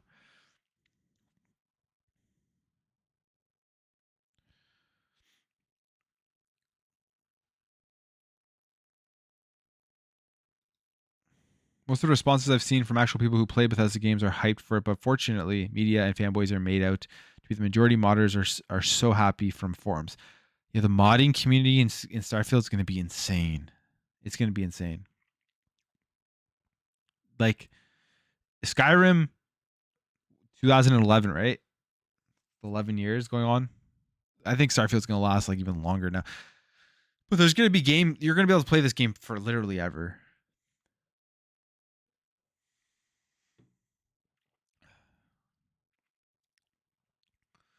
But yeah, for me, Starfield, when they showed it off, I was like, there is so much to do in this game. There's so much more than I really honestly expected for them. The Thousand Planets thing is crazy, and people complain about the Thousand Planets thing like it's this big, terrible thing that Bethesda, there's gonna be all this procedurally generated planets, and everything's gonna be barren, and no planets are gonna be filled with any good content. It's like, that's absurd to say, because it's like, you know that they made this game, they have a select amount of planets where it's gonna be handcrafted, it's gonna have the majority of the content, and if it's anything like a Bethesda world, it's gonna be a deep, filled world with like lots of interesting NPCs, lots of things to do, just life and just stuff, and just lots of stuff to discover, right? Like I jumped back into Skyrim. I'm playing it again, like 20 some hours into it, and it's just, I think that game came out in 2011 blows me away how incredible that game is. And we're getting a brand new IP from Bethesda with new tech and all that type of stuff. And it's just with the new AI and upgraded graphics and a thousand planets. It's, my imagination just was running wild when they were showing this stuff off. The negatives of this trailer was the FPS drops and the technical stuff, but Bethesda's always kind of had stuff like that. Not that it's right or they should, not that it's an excuse, but they release their games, they are buggy. Like, that's just something that they're known for. So hopefully this delay is for that. It's for to work out these bugs and these FPS drops, so that when the game drops, it is actually like smooth and people are enjoying it, and they're not focusing on it going down to 40 FPS or stuff like that, right? Or going down to 30 FPS, and because that will take away a lot of the, I think, excitement for some people if they get it and there's lots of performance issues. However, with that being said, Elden Ring was terrible at launch on PC. It had so many issues. I couldn't even play it right away. Like, it was just like, my guy would just stutter, FPS drops everywhere, crashing, so many issues with Elden Ring because I got it on PC. So many issues at launch, and people just kind of overlooked it because it was such a great game. And I feel like Starfield will get that same treatment if it lives up to the hype. If they do have, I don't want them to have issues, but we'll see. There are some things though in this trailer that were a little bit disappointing. Like for example, the FPS drop. Like I said, the enemies with this gun combat. One thing I was talking to my friend, he pointed this out to me, and I didn't notice this when I first watched it. I didn't notice it, but like look at this part here. He's going in. He turns right. Look when he shoots this guy. He doesn't react until he dies. See, even that guy doesn't really react till he dies. And maybe that's just because they have so much armor, they don't feel that. I'm not sure. But it would be cool, hopefully. Like, this guy reacts right when he gets shot. So there's enemies. Obviously, they have animations in there that aren't fully functioning with every enemy yet. And hopefully that's all going to be worked out once the game launches. But other than that, I mean, there's the shipbuilding, the base building, the planets you're going to be able to fly around, the dog fighting, the gunplay, the suit where he floats or whatever, or I don't know, the anti-gravity suit or whatever. And when he shoots the guy in the back and he goes in the air and explodes, like all that stuff is super cool. And if they have to delay till November, so be it. If they have to delay till the holiday season, so be it. I'm always of the opinion that I don't care as long as the game comes out and it's polished and it's quality. I couldn't care less if it gets delayed again. I really don't. I want to play it. I think about, like, I watched the trailer and I just want to jump in as soon as I can, but I don't want it to be I don't want it to be a Cyberpunk situation. I want them to make sure that the game comes out right.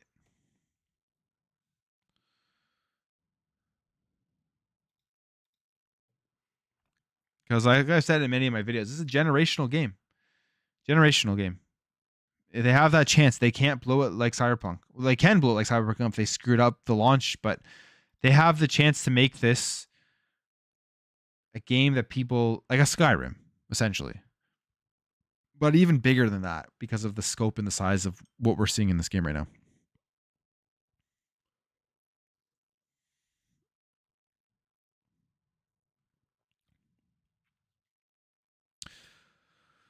All right. Man, I really want to fly off planet in real time. And where was the blood? An NPC got blasted with 12 gauge shotgun point blank, and there was no blood. Other than that, it looks amazing. Yeah, like that's one thing that I did realize after like I sat back and relooked at it is the NPCs with the gunplay. Not all of them were reacting to the bullets right away. There is no blood. Maybe they'll add that in. I mean, the blood thing, it's if they don't have it, I don't think for me that's like the biggest issue in the world because this isn't really like a gory game. They're not going for like the gore and everything, but they definitely add to the realism. But yeah, maybe the blood's inside their suit. I don't know. Maybe the blood didn't seep out because their suits are so like thick and tight and whatever. I don't know.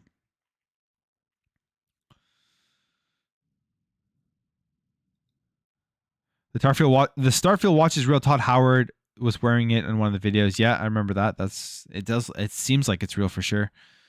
So yeah, you just assume that's going to be a special edition. I'm going to be picking that up, special edition, 100%. And that's the thing. This is a day one Game Pass game, but the amount of people that are buying this game day one, full price, special edition or regular edition, going to be millions of people.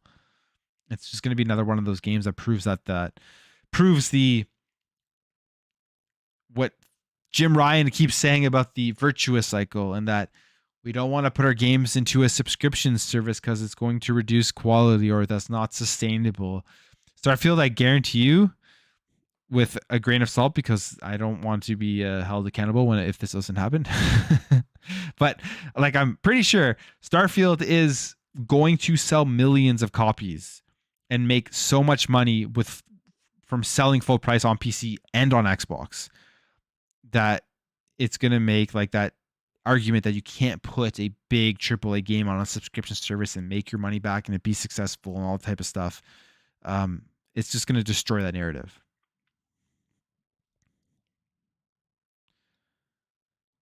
Looking forward to Starfield. I get to put 400 plus hours into a single character in Skyrim, so I know I'll get my time worth out of it. Yeah, I think a lot of people are going to get their time's worth out of it.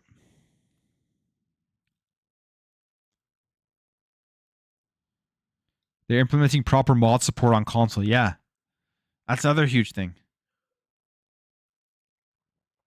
This part's cool with the different classes and stuff, or the different traits they had in there.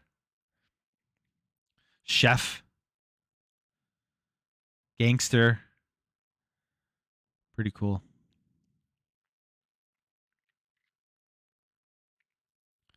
Then you have like the introvert, all this stuff that you can be able to really just customize your character. It's you, right? It's who you want to be. This is an epic RPG, like they said. You do what you want to do through it.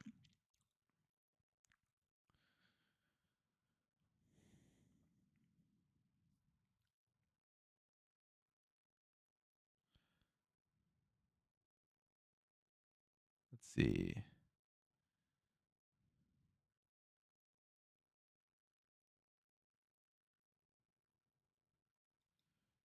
Collector's Edition has it. If you Google it, you can see it. I want that so bad.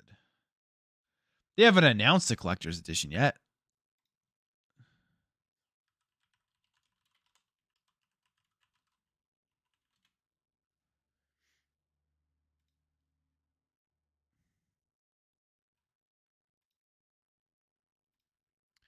I saw the leak of it.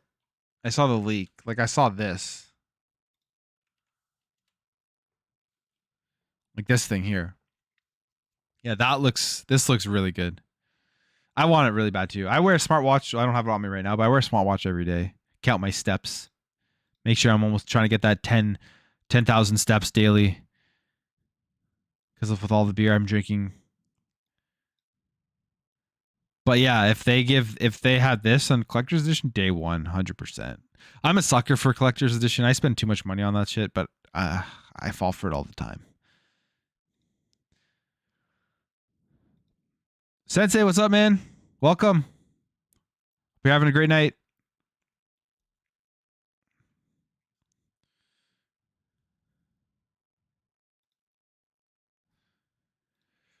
Starfield is not about the shooting, it's about player choice and exploring. I can't believe they have to explain it. Yeah, it's definitely not about the shooting. I think one of the big things people are concerned about with Starfield is the raiding quest stuff. They don't want those quests where you're just, or the fetch quests, whatever you want to call them, where you're just going out and they're keeping the game alive by you just going out and clearing out enemies, coming back, and then going to a different planet, clearing out enemies on that planet, or let's say going to a planet, collecting resources, coming back, and then getting another quest that's telling you to go collect other resources on another planet. I think that's what people are concerned about. But the way I see it is like if they said the main quest is what, 30 to 40 hours, something like that. They give us the 30 to 40 hours main quest, and then if you're a completionist, like 100, or I don't know, maybe not 100, like 50, 60, 70 hours or whatever, with all the side quests and everything you're going to be able to do, explore and all that type of stuff. And then you have all the other content, like if you're building your base, you're building your ship, plus like other just interesting smaller things that you can continue to do progressively throughout the entire world and the solar system. It's like if you don't, and then they have the other quests on the side there where they're telling you to go out and just collect resources and take out bases and take out enemies and stuff so that you get items to continue to build up your base and to build your ship. As long as they give us enough like deep content, I'm okay. The other stuff is like for people who will want to continue to play the game for hundreds and hundreds of hours, or maybe this is the only game they're playing all year. This was the same thing with like Dying Light, where people were complaining about the 500 hours or whatever. It's like they're not telling you that you have to play 500 hours for the game. They're just saying you're getting a 30-hour campaign, and if you love the game so much, you're going to be able to continue to play this game for up to 500 hours or so and just live in the world. And Starfield, obviously 1,000 planets, you're easily going to be able to live in this world for years and years and continue to just explore and do stuff. So I don't know. I like the amount of the scope from what they showed from what we're going to be able to do in the game is extremely exciting. I think people are just worried that it's shallow, which I think that the main stuff isn't going to be shallow. There will be some shallow stuff in Starfield. Of course, there's going to be stuff that's just like you just go out and you collect resources, but you don't have to do it if you don't want to. That's my rant. I've been arguing with my friend about this for like the entire week. Sensei, I'm doing good, man. I'm just sharing all of my inside information by reading some news articles and calling myself an insider as I share the fact that there looks like there's going to be a smartwatch for a Starfield Special Edition.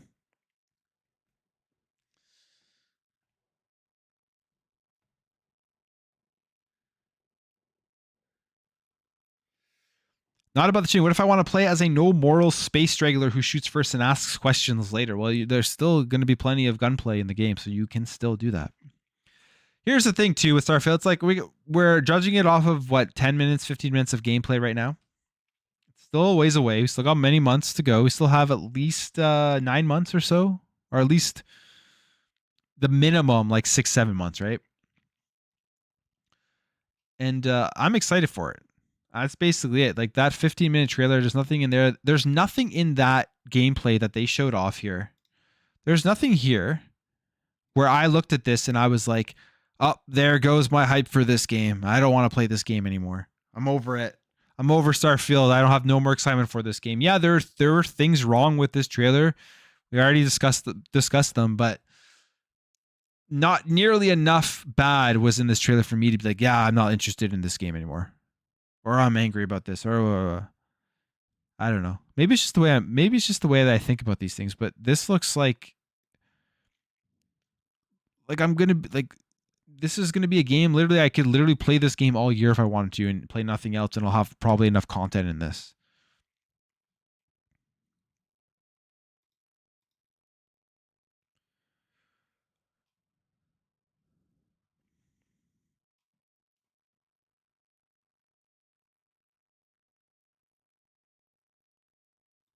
Shot Greedo first.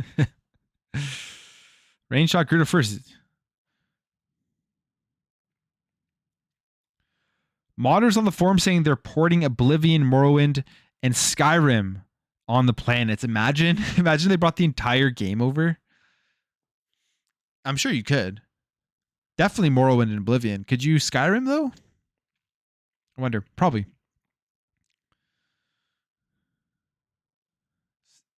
Frame rate kind of looking sus. Yeah, that's why I said that was one of the concerns. There was some points where the frame rate wasn't looking great. But I mean, I feel like that's the type of stuff that is the last thing that they fix, is the polishing.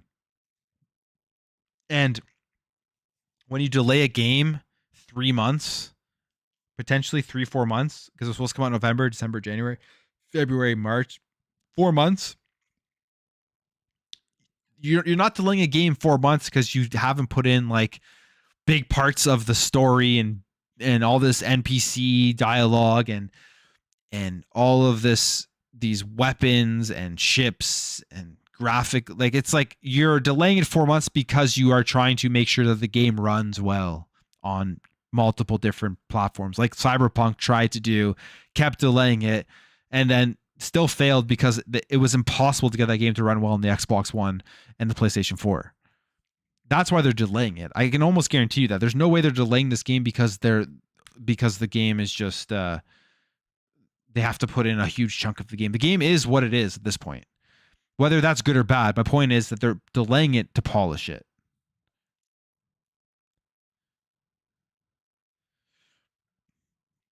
If they delay it again, if they delay it another 2 years, then maybe they're putting more content in, but no.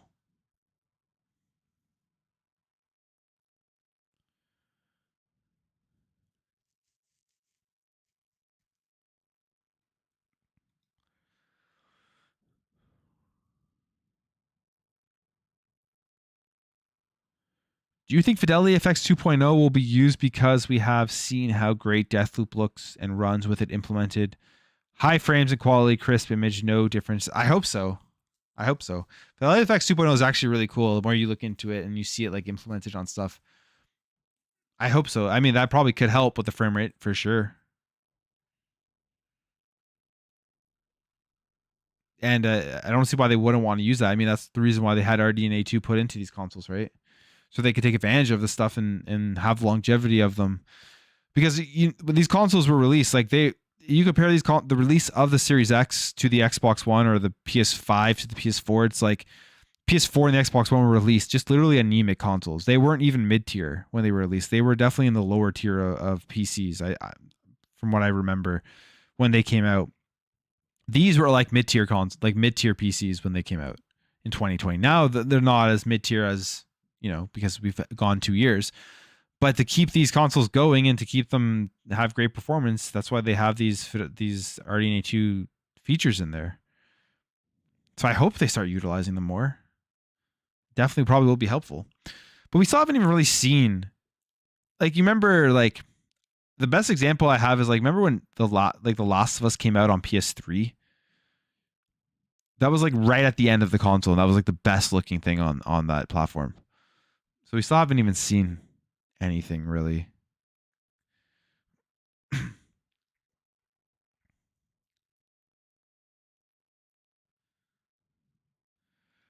Where's the unique combat features? Dragon shouts VATS. Combat looks boring. Maybe they haven't shown it yet. I don't know. That's the only thing I can say for that. I mean, the combat didn't look like insane or anything. I agree with you on that. But yeah, that would be something they should highlight if there is more stuff.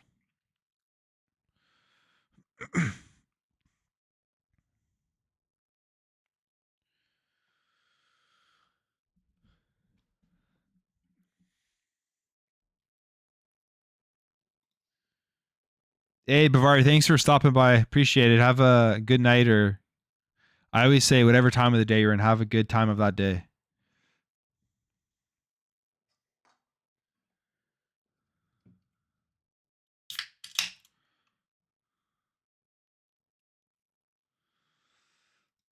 I mean, they're still mid tier. There hasn't been any GPUs or CPUs out yet.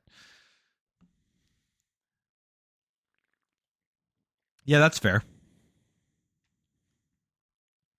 I guess it was compared to what? Like the Series X was compared to like the 2070. Now we have the 3000 series.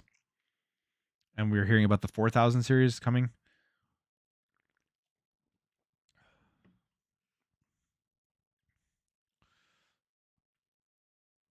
Didn't they say you can steal people's ships? I forget. Did they say that? Because if you can steal people's ships, that would be awesome. I really hope that's the thing. I forget if they said that or not.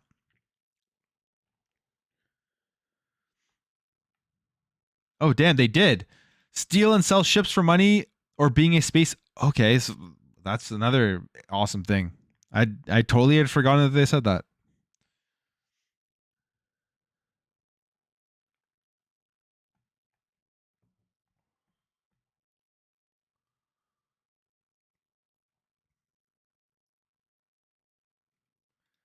Combat was against level 1 enemies, though, so it's maybe supposed to look mid. Then once you upgrade characters and mod weapons, that's when it will shine. These are all things we haven't seen yet. I'm just not ready to throw the game out, I'm not ready to say that I'm not excited for this game yet. I'm actually very excited for it.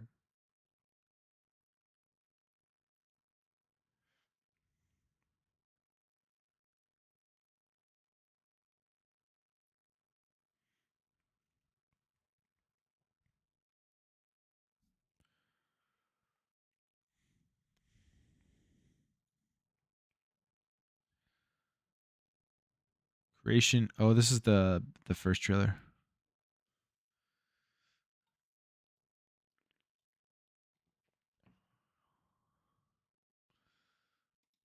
Just trying to live out your Boba Fett dreams. Honestly, the scope. So there's so many questions for things within this game, all fair questions, but the trailer showed the scope of everything you're going to be able to kind of do, like just how big it is and all different things you're going to do. So there's so much. There's so much like you can imagine that is potential in the world. from flying around. Like if you're going to be able to steal ships and steal their resources and just like build your base, like that sounds like a pretty fun time.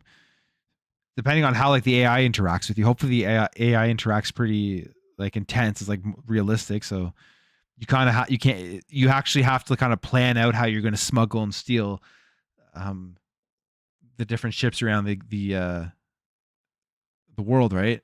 That would be super cool. That alone, thinking about that would be exciting.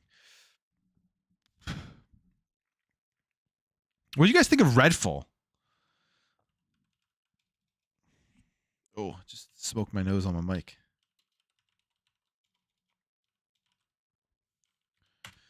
Redfall is a game when they first announced it, I really didn't have that much interest in. Like I was like, okay, this could be cool. But when they showed off the gameplay for it at the show, I was a lot more high on it.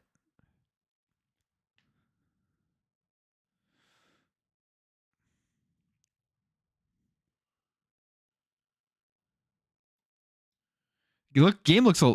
Oh, this is the first trailer. Sorry, the game looks a lot. The game looks a lot more polished and better than I had expected, based off of what we saw from the leaks. From like the character models looked all like polygony and stuff, kind of from the leaks, but from what they showed off here, like man, this game, and it's a single player experience. Like you don't have to play co-op, and there's a story and everything. Pretty excited for this one too.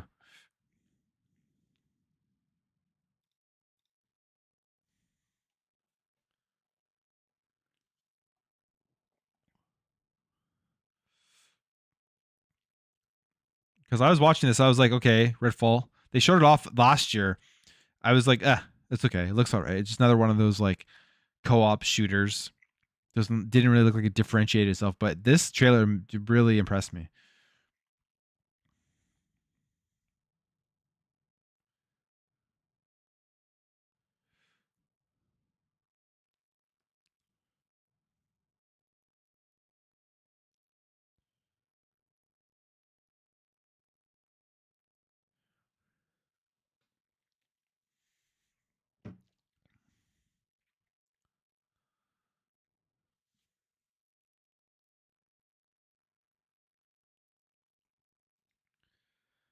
Just had a thought for Xbox players with modders. People are going to make KOTOR remake for Xbox players in Skyrim. You think they're going to make KOTOR remake on a planet? Imagine.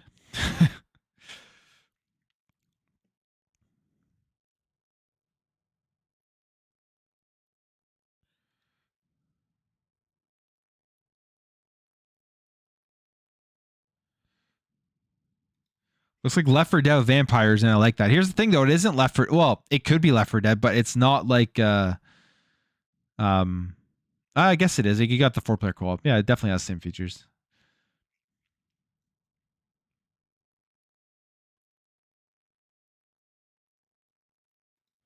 If Xbox hadn't bought Bethesda, do you think PlayStation would have bought exclusivity for Redfall, just like they did with Deathloop and Ghostwire? I don't know. There were the rumors about Starfield. Remember the rumors that PlayStation was trying to get Starfield exclusive before Xbox bought them. I think PlayStation is always looking for exclusive, like buying third party exclusives, or at least timed exclusivity. They have to with their strategy.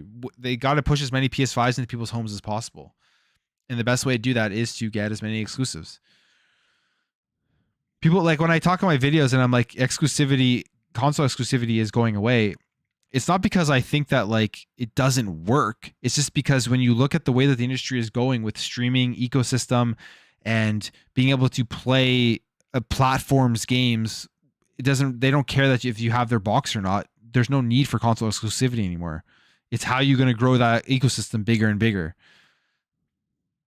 And you even see PlayStation, they've already like pretty much admitted that they're going down that direction with the changing of the PlayStation Plus and just them announcing they are making games as a service more, and they're putting more games on PC. So would they have gone after Redfall? Yeah, I could see them doing it for sure. Why not? They were trying to get Starfield.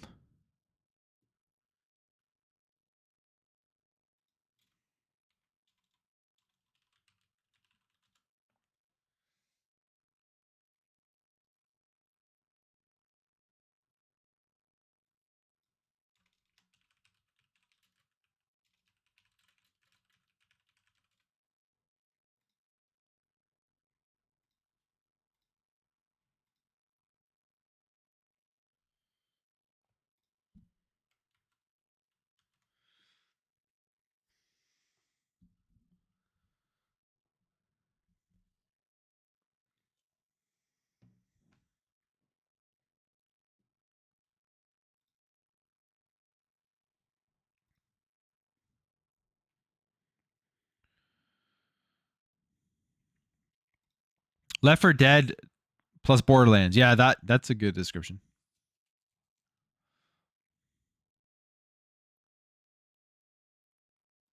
Also, I also like you don't have to play with anyone. You can play solo campaign. Yeah. Yeah. I'm definitely more of a solo gamer. So I was happy to hear that. I would have still played it, obviously. Like I enjoy playing multiplayer, enjoy playing co-op, like, but I definitely play more just like solo experiences.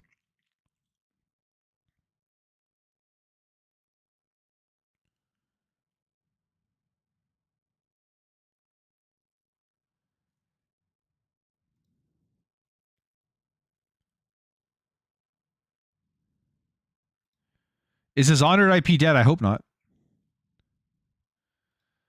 I hope not. I don't think so. I think that's going to be a game that they're gonna continue to make because this was their newest game, right? What else are they going to work on after Redfall? Maybe Dishonored 3?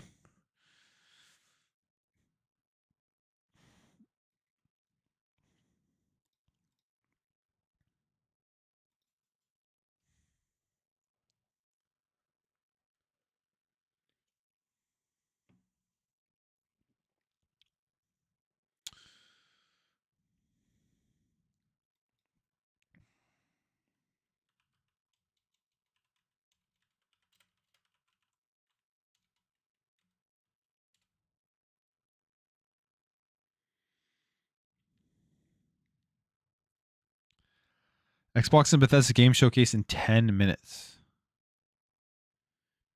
Hotels.com. I don't know why I'm getting a hotels.com ad.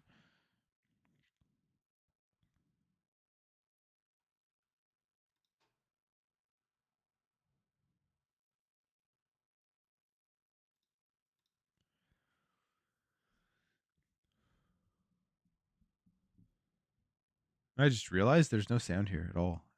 I'm giving you guys zero sound. I guess you guys just really like listening to only my voice.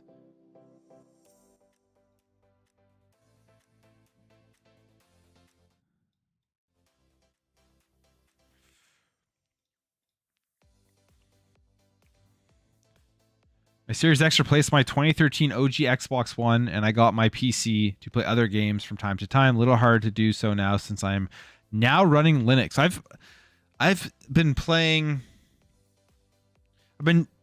dabbling in Linux. Not like, I guess like Steam OS runs on Linux, right? But yeah, I haven't really gotten into Linux too much. Yeah, definitely holds you back from playing a lot of games.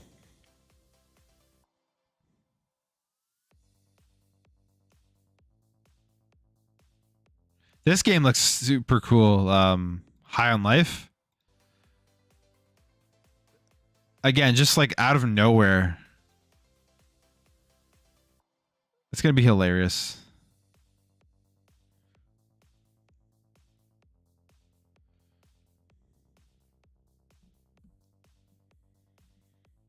Didn't Arcane made Deathloop? Yeah. So maybe they'll make Deathloop 2 because that was up for Game of the Year. Yeah, that's true. I guess they got Deathloop, Redfall. So maybe Dishonored is gonna fall to the wayside. Would be unfortunate, I think, if that happened. And Prey. I haven't played Prey, but I know that. But I hear like great things about Prey. It's like one of those games like nobody played, but apparently is really really good.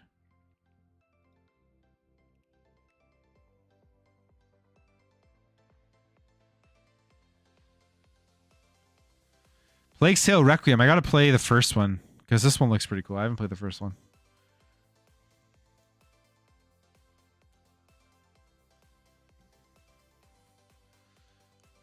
Forza Motorsport. You're a racing fan. Probably not a better racing franchise out there right now.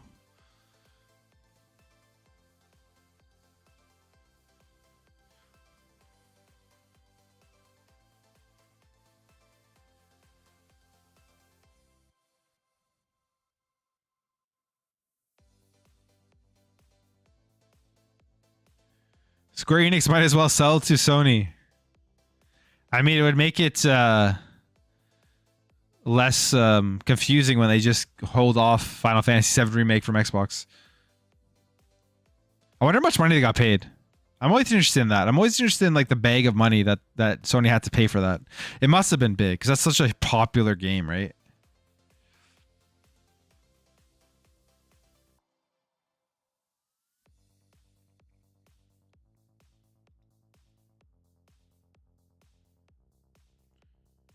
Raise a diamond in the dirt game.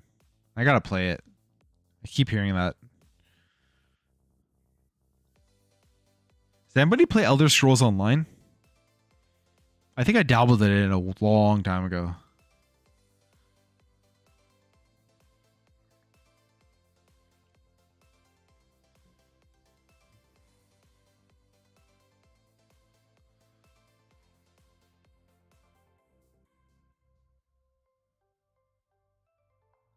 They don't get paid by Sony. They just kiss each other goodnight.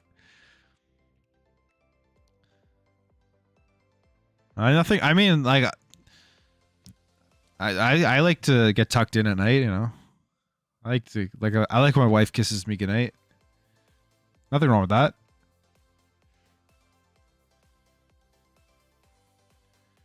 Yo, Arc 2. Only if you aren't excited for Arc 2, you're not a real gamer. Apparently, says Vin Diesel. Score looks cool. Looks super creepy. I wonder how it'll be. Because it's like a small little developer, right? But it could be like super interesting. Disgusting, but yeah. Yo, I didn't so I'm in guest browsing right now just because like I don't want like I don't know anyways, I'm in guest browsing right now. I didn't realize how many ads YouTube threw up on their videos, like at the bottom, and holy crap. But as a creator, the ads are definitely a helpful thing.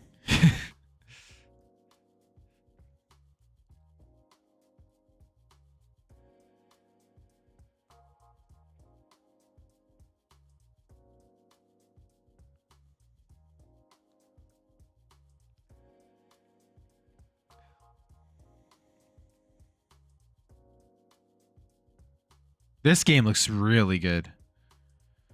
I forgot to mention it in my video. I don't know why, but when I saw this during the live stream, I was like, damn, this game looks sick. The Last Case of Benedict Fox. I want to watch some gameplay of that one. I'll grab it after. That looks good. This looks like a... This was the worst part. This was the worst part of the showcase for me by far. The amount of time they spend on Aztecs Falls. Maybe I'll play it. Maybe I'll play for some achievements. But honestly, like my interest level for Aztecs Falls is like 5%. I'd rather just them give me like a movie.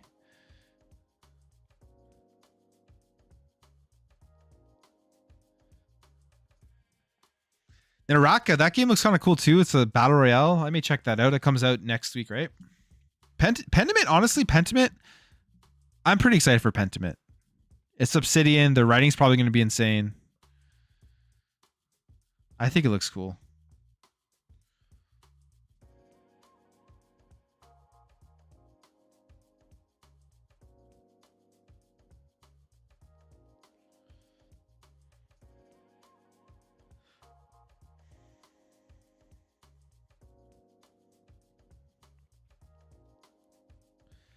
You guys seen PlayStation fanboys trying to downplay motorsports ray tracing by saying it's not global illumination when GT doesn't have any ray tracing? What the hell are these clowns trying to pull?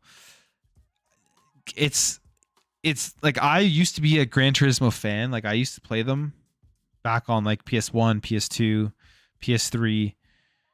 It's very obvious that Forza has surpassed Gran Turismo by a great extent in the racing genre. It's just they have. I mean, like there's not even collision graphics in Gran Turismo, and they highlighted that in Forza. And there's going to be ray tracing on track when you're playing. And there's probably not going to be all that microtransaction debacle that's going on in the Gran Turismo.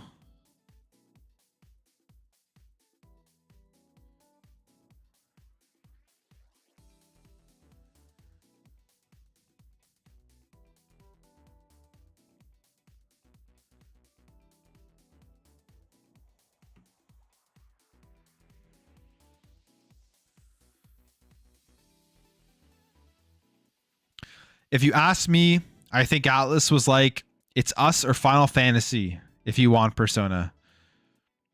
Huh. It's an interesting theory. I don't know if I agree with that theory. But I would say if Xbox chose Persona over Final Fantasy, business-wise, I don't know if that's the best decision. I think Final Fantasy definitely in the West. Well, you know what? I could be wrong, but Final Fantasy in the West, I'm assuming, is more popular than Persona. Persona is popular in the West. Like Persona is now like at that point where most people know what it is. But everybody literally knows what Final Fantasy is, and Xbox would have had a bigger draw if they were able to get Final Fantasy onto Game Pass.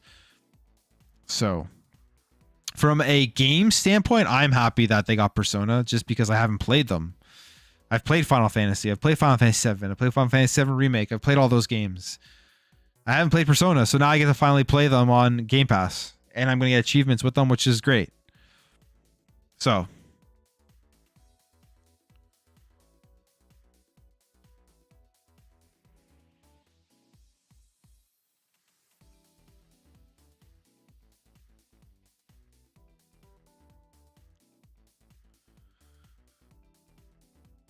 Scorn has that atmospheric horror that we've been missing since Dead Space. Callisto Protocol also has that atmospheric horror. That game looks so good. Oh my god. And I was on the Xbox International podcast on Wednesday, and I was telling the guys there that I haven't played Dead Space yet. As soon as I saw Callisto Protocol, I downloaded Dead Space 1 and I started going through it. And I feel like there's going to be like so many people like me who haven't played Dead Space, but are instantly interested in the franchise, instantly interested in that type of game, and are going to be picking up Callisto Protocol day one because that just looked unbelievable. That to me, Callisto Protocol is like a highlight of the entire Summer Games Fest. One of the highlights. Like it was very, very, very good.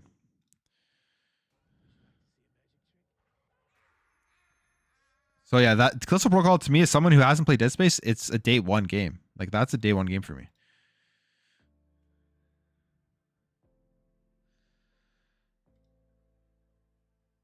Vin Diesel to shut up and let's play Riddick. Yes, please. Butcher's Bay. I have my physical original Xbox version of that. I would love to be able to pop that disc in and just play it and get the HDR and whatever other enhancements will ever come to that. That game was so good. And it's weird because it's like movie games are never good, right?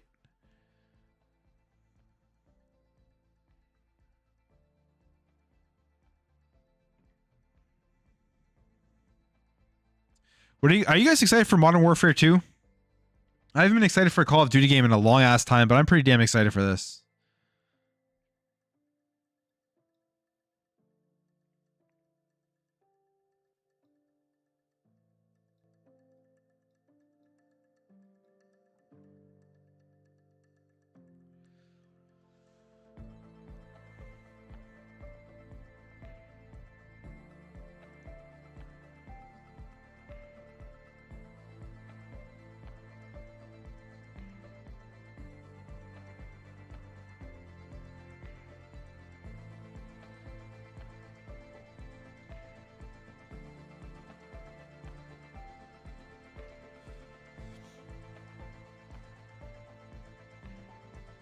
Flintlock looks awesome. That was another surprise for me. Flintlock I'm definitely interested in.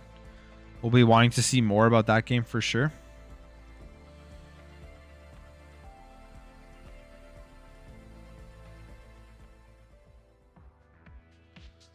Routine? What do you guys think about Routine? Routine looks pretty cool. Game Pass game as well.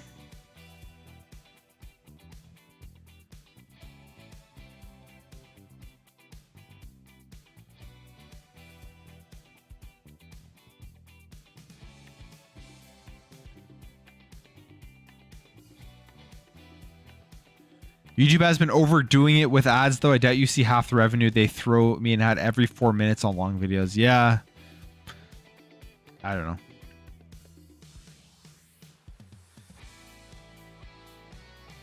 I make my daily content. I put my stuff out there, hoping that you guys enjoy, trying to build up this community.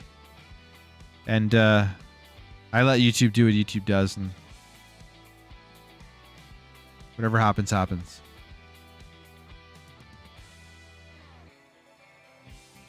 YouTube Premium is a sub I hate the most, but the one I'm willing to pay. You know what? I subscribed to YouTube Premium. I got the free month or whatever, and honestly, I didn't resubscribe after that free month, but I got to admit, YouTube Premium was probably one of the better subscriptions that I had in terms of video content, because no ads, one. I mean, you can just use ad block, sure, but on your phone and stuff, like, it's just so seamless. And then I was able to actually listen to videos with my phone locked, which I figured out a way to do it. But anyways, I don't work for YouTube. I'm not trying to promote YouTube Premium. I was surprised that I was actually like kind of enjoyed having YouTube Premium.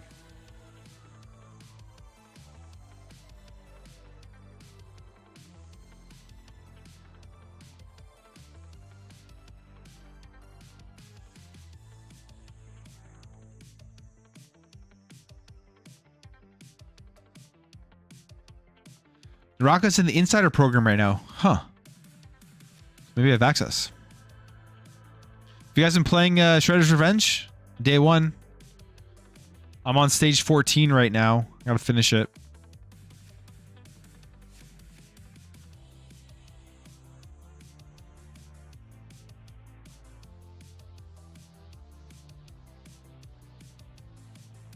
Wolong looks cool, yeah. It did. You remember back on the 360 when they first showed Wolong, I know it's multi-platform, but when they first showed Wolong, it gave me made me think of Tenchu Z, which was like a exclusive From Software game on the 360.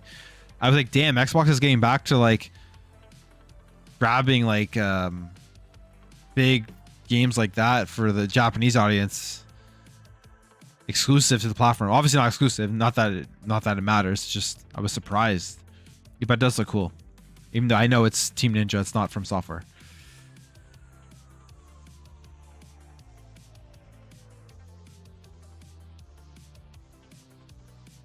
Doesn't Persona do biggest numbers in Japan much more than Final Fantasy? Not sure about that, but Final Fantasy is definitely like a mainstream. It's mainstream in the West. That's why, like, from a business decision, it's like if you're gonna choose between Final Fantasy VII Remake on Game Pass or Persona, Xbox point of view probably would want Final Fantasy VII Remake on the service as their first choice. Just, I'd assume.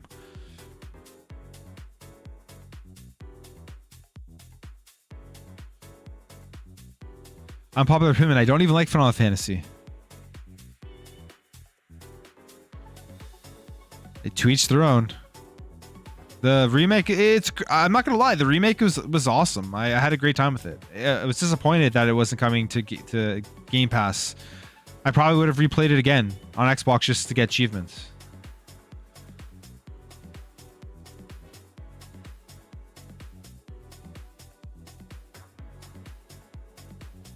Final Fantasy outsells Persona 5-1. There you go. There's your answer.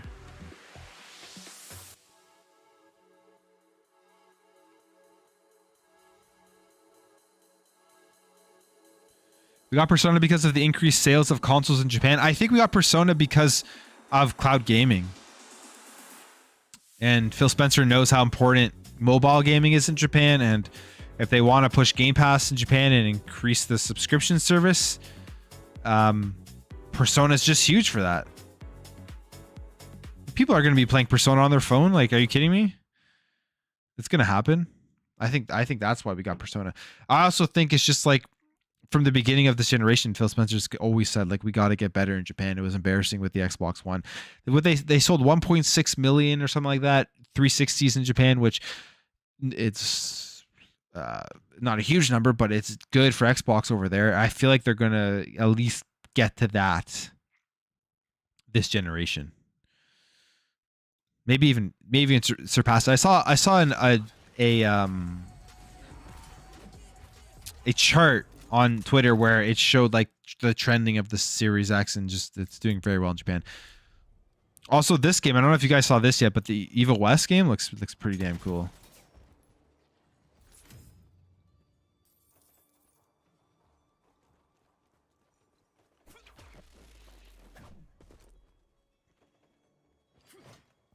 Dragon Quest is better in Japan than Final Fantasy?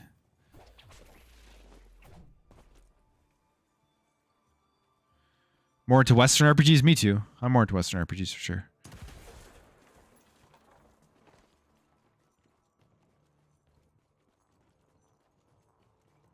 This game looks like just damn good.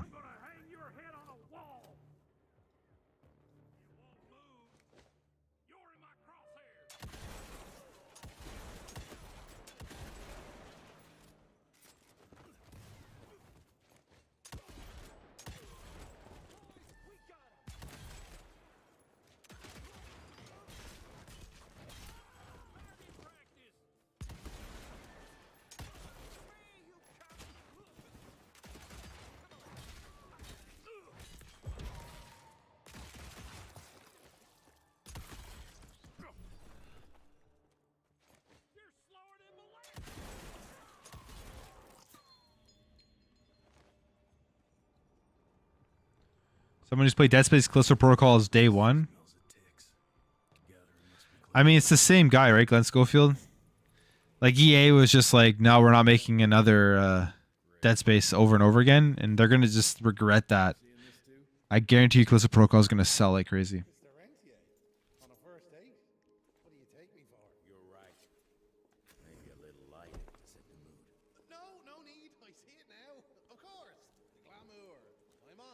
Don't really like Final Fantasy either. You think a lot of it is hype. I mean, there's definitely been misses in the series. It's not that easy to sever the illusion from its source. MW2 is going to be great. I agree, man. I can't wait to play it. I can't wait. Just the memories from the 360 days, like kids that they don't understand it these days. The 360 MW2 lobbies. Those were like just insane.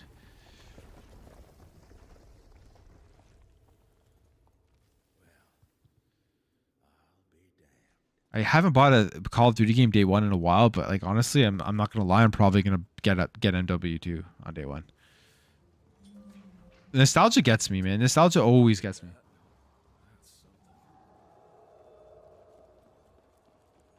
Not excited because I thought it was the good Modern Warfare 2 back in the 360 era. I mean, it's the same. It's just the remake of it.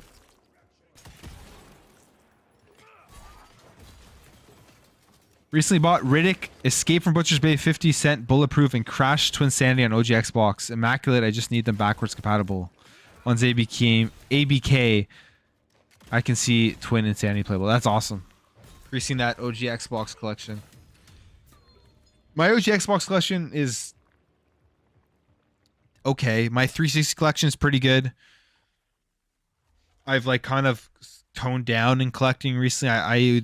I've been going to as many like garage sales and stuff just because I'm running out of space where I live, so it's kind of difficult. But the OG Xbox, now it's time to be buying those games before they're going up in price, and they're going to continue to.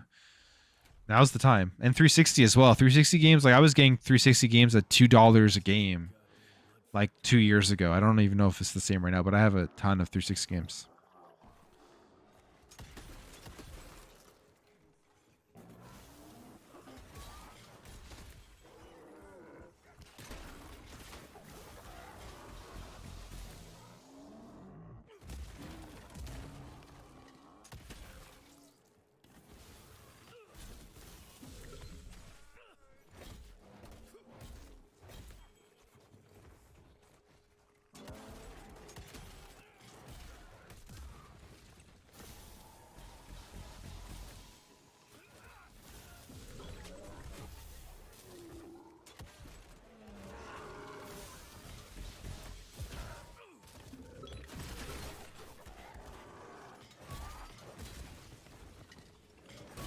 Those were the lobbies. The lobbies. Oh my god.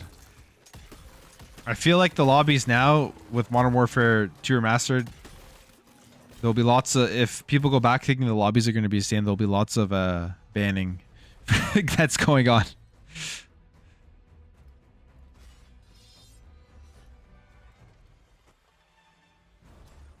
Original Final Fantasy 7 and 9 are the best.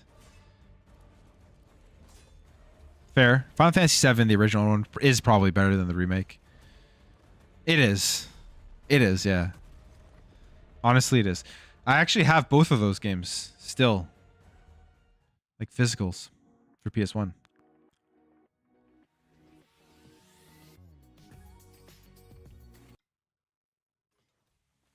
Sorry about the YouTube ads.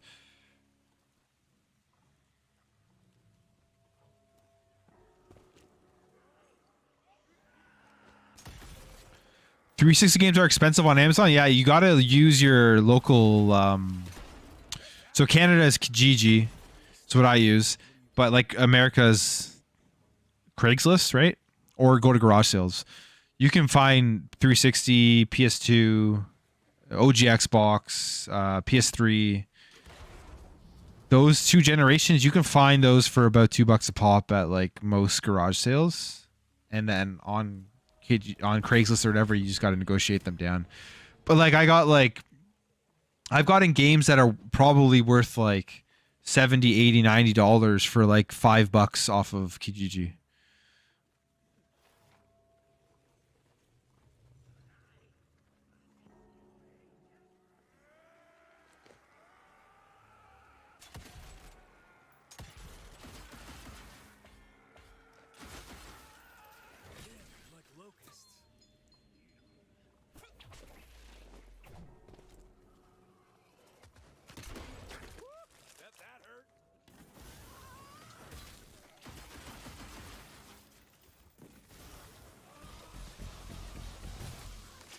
Yo, this game looks just incredible.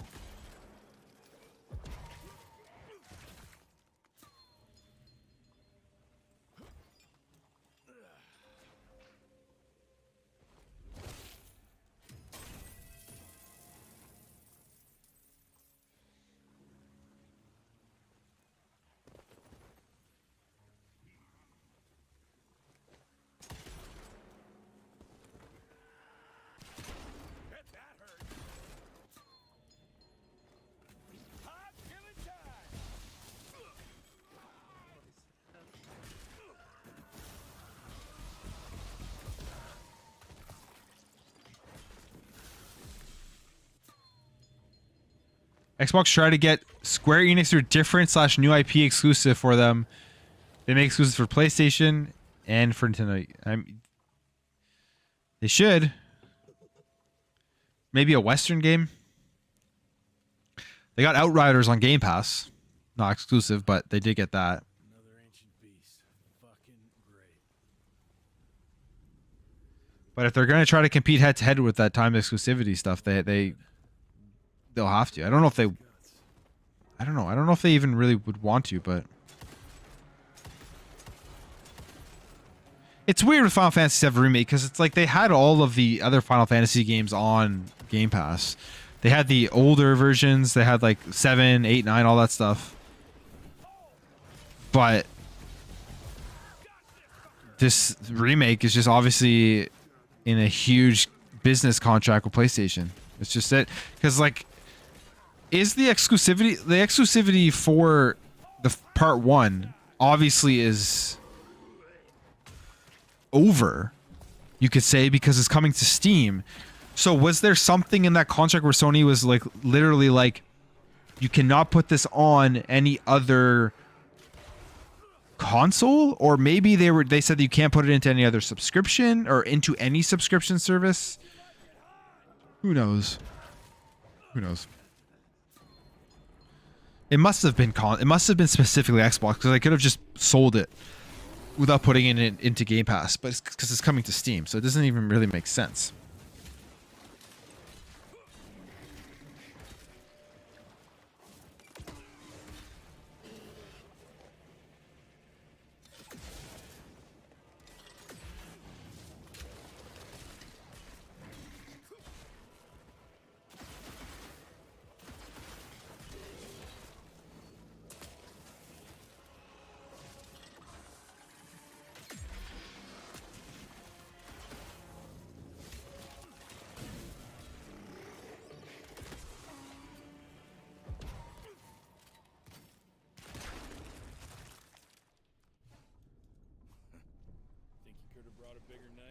Some people get a gold watch when they retire. I got Susan here. So when they got the remake on lockdown, Mr. Madden 08. Madden 08, the greatest Madden ever made.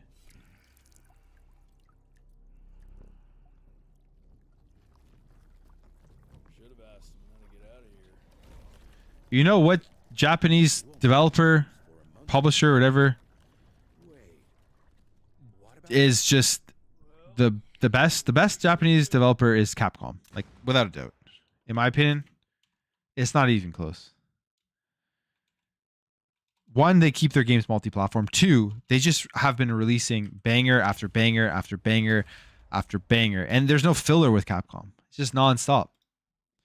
The Pokemon trading card game, Sword and Shield, Astral Radiance. Available now.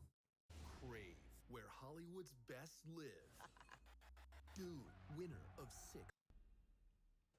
Like this showcase, yeah, there was like, maybe you didn't have the game you were looking for, but everything they talked about in their showcase was 30 minutes long, was just incredible.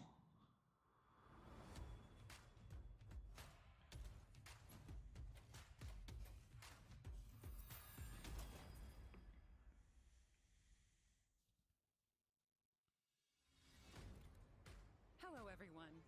Welcome to the Capcom Showcase, where we'll share exciting new updates on our upcoming games. We have some surprises in store and hope you enjoy the show. Like this Monster Hunter game, I'm never going to play it, but it's definitely a banger. Hello everyone. I'm Ryozo Tsujimoto, producer of the Monster Hunter series. And then Dragon's Dogma 2, Capcom Showcase. We're excited Street Fighter, info on Monster Hunter all the Resident Evil stuff. which will finally be released at the end of this month. To kick things off, we've got a brand new trailer to show you. Finally, Xbox gets the new Street Fighter. Yes. Let's take a look. And it's more just like Street Fighter 5 was so bad when it launched. It was I bought it day one. It was so damn bad. Bare bones, the characters, like it was so bad. And then on top of that, the community was small, not as big as it could be because they locked it to the PS4.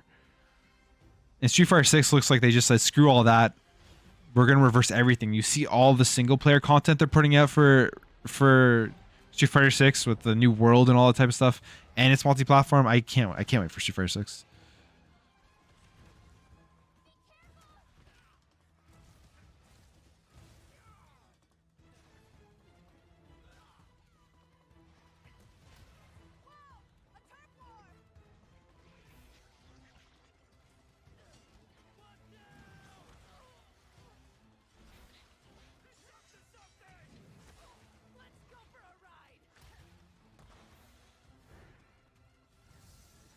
They weren't during the RE6 days. Well, we've come a long way. They had their rough era. They had their rough era for sure, but now it's just they don't miss.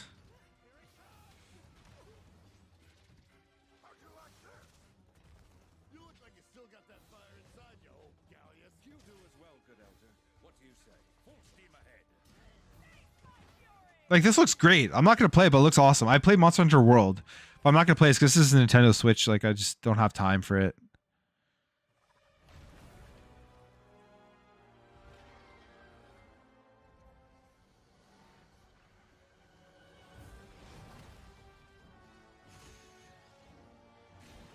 Bro, I heard Street Fighter 5 was bad because Capcom had no plans to make it and Sony rushed them to get it out the door when it went exclusive. Maybe, who knows if that's the case or not, but it was a debacle. Street Fighter 5 at launch was an absolute debacle of a game. It was terrible. Gameplay was great, but like other than that, like it was just like so much content. And then they locked like some big characters behind I'm just happy Street Fighter 6 is coming so I can stop ever thinking about Street Fighter 5.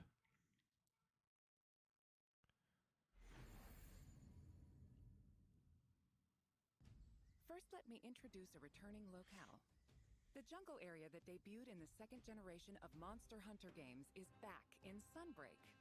You'll notice that the jungle's appearance changes over time. It's a nostalgic area that both veteran hunters and new players are sure to enjoy. And of course, we've updated the jungle with new elements and endemic life specifically for its return in Sunbreak. Longtime fans can look forward to exploring the devastated ruins around the coastal area.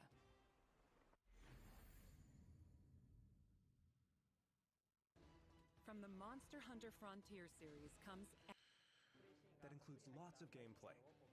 What did you guys think of Exoprimal? This is a new one. Looks kind of cool. I am the artificial intelligence, Leviathan. Your personnel data indicates you are a suitable specimen to join an ongoing experiment. Under my supervision, Ibius Corp conducts its most important research here. With the Resident Evil Village marketing deal that had the no competing subscription service. Okay, I didn't know that. Clause that was leaked by Capcom and but Village wasn't on a subscription, right? I guess it was potentially planning on getting on one. Is that what happened? Curious as Square as their near xenophobic business dealings. I'm not sure about that either, but interesting. This generation Xbox reminds me of the 360 era. S and X are selling well. Yeah, I think they're going to outsell the 360. I really, really do. You think about just like when someone goes into a we gotta remember there's gamers that like follow the industry like I follow the industry. You guys probably follow the industry like all the time. We know everything that's going on in the game world, but that's not like where the mass amount of their sales are coming from. The mass amount of their sales are coming from people who are walking into a store or just like, oh, I want to play this one game. And generally Call of Duty or generally like a Madden, right? And they sell a console to play that game. The amount of people that are going to walk into like a Best Buy and they're going to see like, oh, I can buy this 200 or 3 or whatever it is in the States. In Canada, it's like, I think it's 200 in the States. $200 console or $300 console with the Series S, $299, and get Call of Duty with for $10 with subscribing Xbox Game Pass. Like it's just gonna sell like crazy, and they're gonna put it right in the box. So that's why I think stuff like that is gonna sell Xbox more than we've ever seen from previous generations. Like you already see them doing it with like Fortnite on the marketing. The reason they're doing that is because they know like the general gamer who doesn't follow everything, but they play Fortnite. They're gonna walk into a store. They're gonna see Fortnite on an Xbox box, and they're gonna buy that console, especially with the price. Now, I will get into more detail about the game. Developed by Ibius Corporation, Leviathan is a next-gen AI that guides players throughout Exoprimal via voice navigation and augmented reality displays. Leviathan appears before players as a massive human-like figure, or as a surveillance drone called a Watcher. The trailer shows Leviathan unleashing hordes of dinosaurs. Players will battle these dinosaurs after being forced into Leviathan's infinitely repeating wargames. Why is Leviathan bringing dinosaurs into our world? And why is Leviathan repeating these wargames? Solve the mystery by playing the main game mode, Dino Survival. Little Caesar's new Chicago-style pizza. These ads are killing me, but you know what? Pizza sounds really good right now. Not Little Caesars, but pizza and just in general. Chicago-style pizza only at Little Caesar's. Oh my god. Why are they doing this to me right now?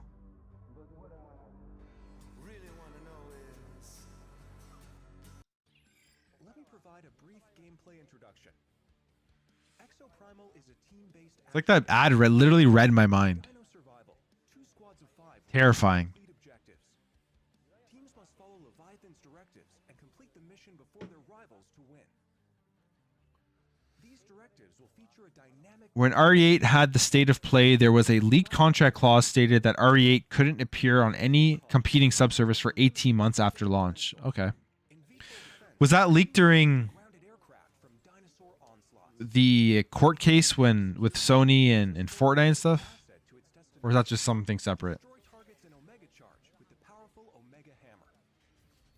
In Energy Taker, teams compete to Xbox should buy the rights to the FIFA name since EA isn't going to use it anymore with sell consoles.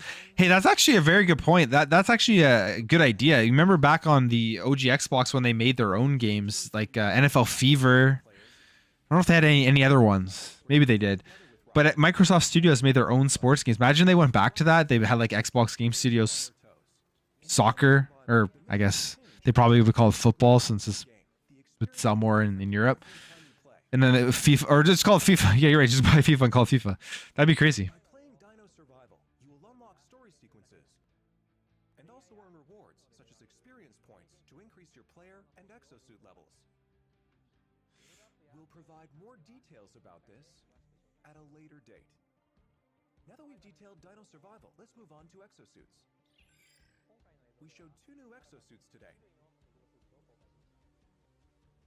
Barrage is an assault role exosuit. It uses explosives to set areas ablaze and bombards enemies with ricochet grenades. Vigilant is also an assault role exosuit. It wields a destructive railgun to snipe from long range.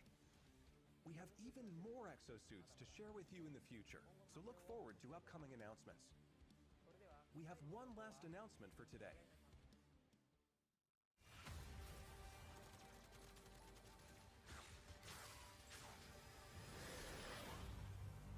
Welcome to my research facility. We're conducting a closed network test for Exoprimal. Players will be able to try the game ahead of release. Help us test the game's online infrastructure and make improvements ahead of launch.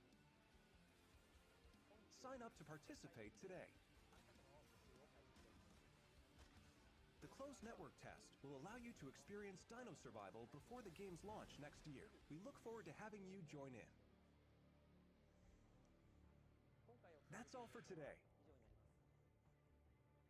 We plan to release Exoprimal. I'm at it on Game Pass, which is W. Well, we get the older one, like, well, not the older one, the current one, generally like 6 months after it launches. There was that leak with the new Madden coming to Game Pass, which apparently now is not happening. Next, we have a message about Dragon EA said it wasn't a thing. recently celebrated its 10th anniversary.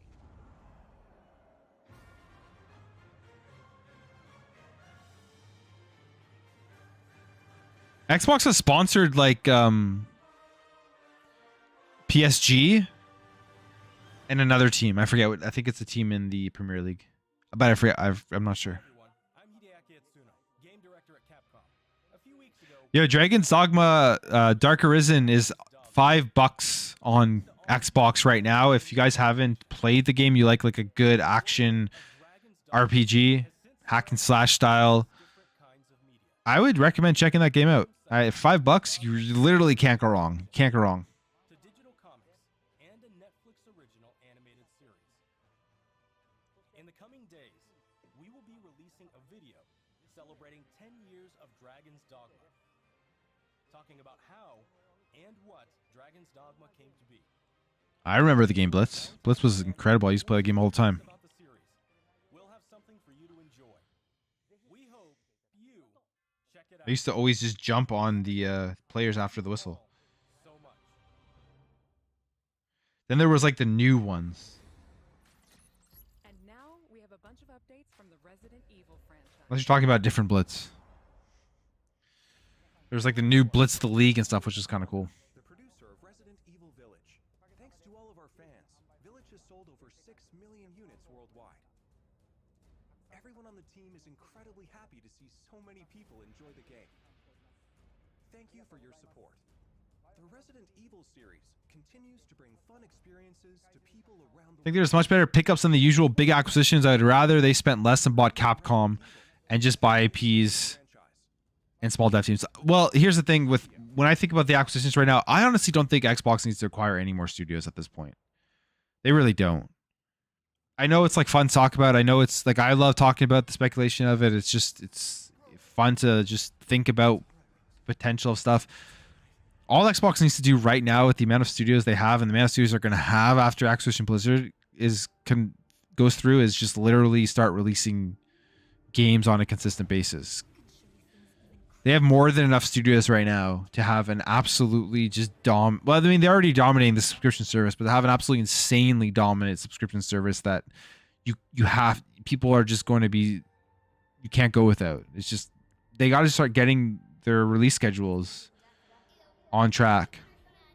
I think like 2023, 2024 is going to be when it really starts. 2023, if everything comes out, we got Starfield, Redfall, Diablo 4, all going to Game Pass. Like, those are 3 massive games. So I just think they got to focus on what they got right now.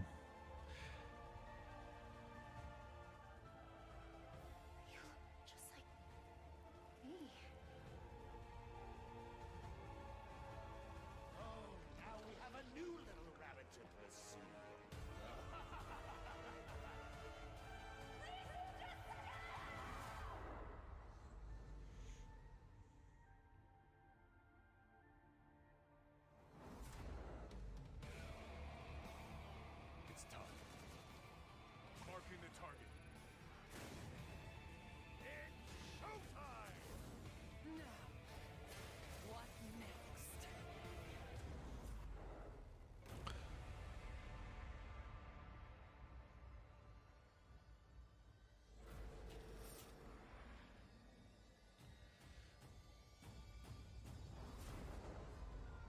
Ethan returns in third person mode. This is gonna be cool. I may check this out.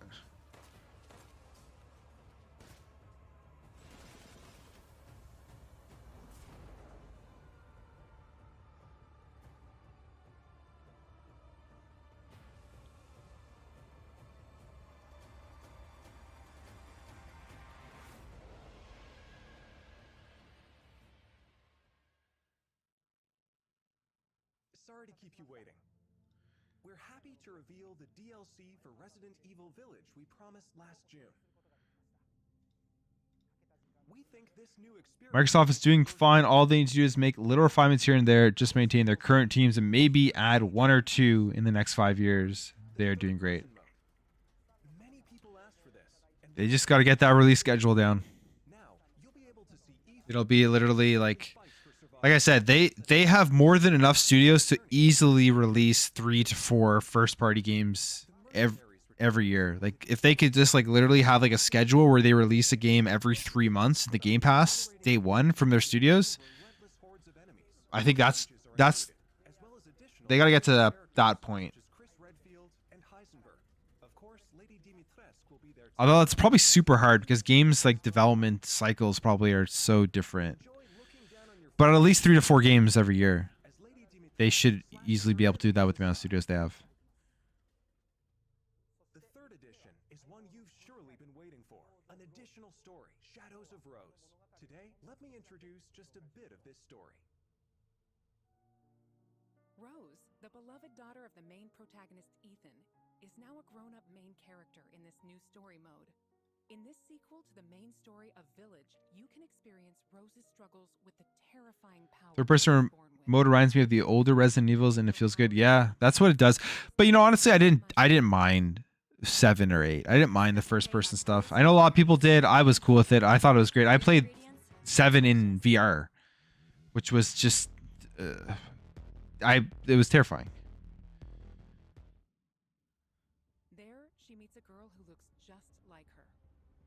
In this mysterious realm of consciousness, time and space is warped beyond recognition. Rose is guided by a being who calls himself Michael, who might be of assistance with removing her powers. Shadows of Rose is set completely in a third-person perspective. In the realm of consciousness, you won't only face creatures, but the world itself. Hey, Paro, thanks, man. Appreciate it. Thanks for staying with me till 3:30. Have a good night. Have a good sleep. And talk to you later. Rose find freedom from her mysterious powers? Speaking of release schedule, I was reading that Nintendo literally sits on completed announced games all the time just to release them in the right spot. Check out the new Fire Emblem leaks. Hey, I actually believe that because they announce games sometimes and they literally come out like didn't the Kirby game that they announced came out like a couple months later? The release date is Xbox could essentially be doing that. Not now, but I mean like once they get all these games made. I would encourage that, honestly. I know it's like it would be a smart move. They had a bunch of games in the pipeline, then just freaking sit on them and then release them in a time period. Once the hype starts dying down for Game Pass, release a game. Boom, get the hype back up Available on for Game Mac, Pass. so that even more people can enjoy Resident Evil. In addition, the main story of Village is planned to be playable on Fully converted to first person. I really hope they don't go back to third person. Maybe what they're doing is with the new games, they're going to stick to first person. That's why they're doing all the remakes to give the people who are so upset about the first person stuff that third person action. Up next, a game that was announced just a few But their remakes, like Resident Evil 2 remake is like one of the best games I ever played. It's so good.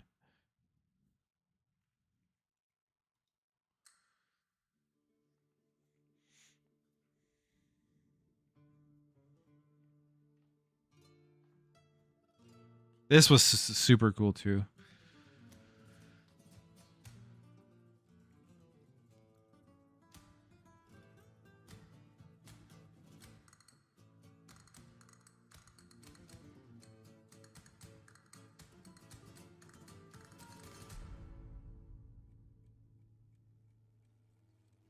Condor 1 to Roost.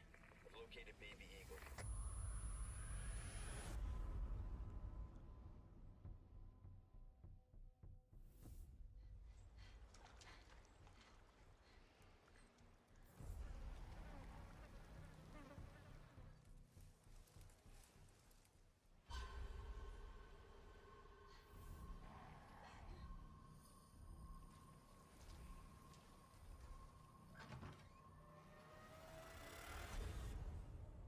Guess you, me, picked the wrong spot to vacation, eh?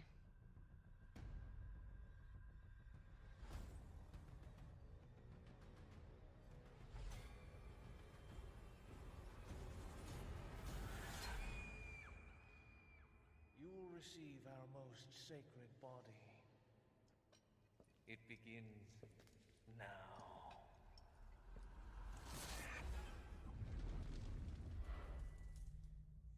Looks sick.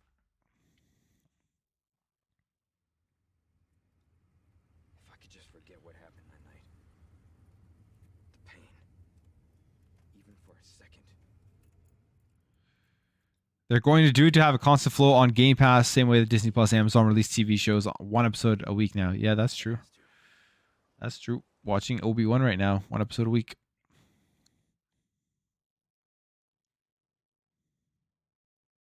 Hi everyone, I'm Yasuhiro Anpo, director of Resident Evil 4. And I'm Yoshiaki Hirabayashi, producer of Resident Evil 4. This title is a reimagining of Resident Evil 4, based on the original 2005 release. Similar to other titles in the series, we are carefully preserving what makes the original title special, while updating it with modern flourishes for everyone to enjoy when it launches in 2023. Today, we'll reintroduce a bit of the game's story. Resident Evil 4 is set 6 years after the events in Raccoon City, depicted in Resident Evil 2 and Resident Evil 3. The main character of the game, Leon S. Kennedy, survived the Raccoon City incident and was assigned as an agent Leon S. Kennedy. of the United States. Leon is dispatched to a quiet village in Europe as part of a mission to rescue the kidnapped daughter of the president. You might notice Leon is much more mature and fearless due to his past experiences. The Ganado, the main enemies of this game, wait for him. The experience of being attacked by hordes of crazed Ganado is truly an iconic moment from Resident Evil. In order to truly bring out the concept of terror of people controlled by madness, the Ganado have been completely redesigned. Let's take a closer look at the game itself. The over-the-shoulder camera returns, of course. Leon arrives at a dense and dangerous forest. We want to nail the feeling of loneliness and fear of not knowing what lies ahead, even more so than the original. Of course, there will also be thrilling battles. People that played the recent Resident Evil 2 and Resident Evil 3 should find this familiar. Look forward to future announcements, where we'll have more information on the game. Resident Evil 4 is being developed for PlayStation 5, Xbox Series Luckily, they put these on every platform. and PC. Imagine they held these. Date will be March 24th, 2023. We are aiming to create a Resident Evil 4 that everyone can enjoy, so please look forward to it. Thank you. Thank you so much.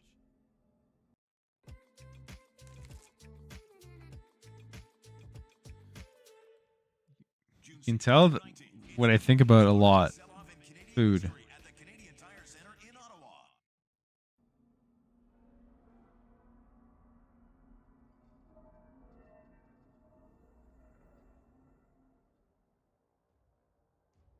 What did you think about the latest information on Resident Evil Village and Resident Evil 4?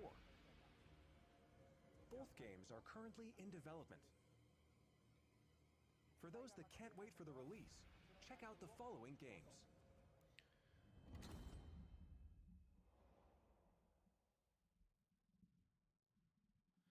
You got all these remakes, upgrades. Or sorry, 7 upgrade.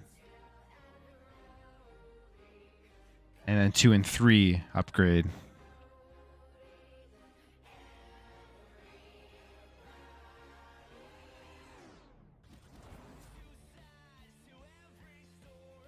And Capcom want nothing to do with exclusivity on their main games. Yeah, I think so too. Especially with the fact that they didn't keep Street Fighter 6 exclusive. I wonder if they had a bad experience with Street Fighter 5. I feel like they did. I feel like it was they didn't want the same thing to happen as last time.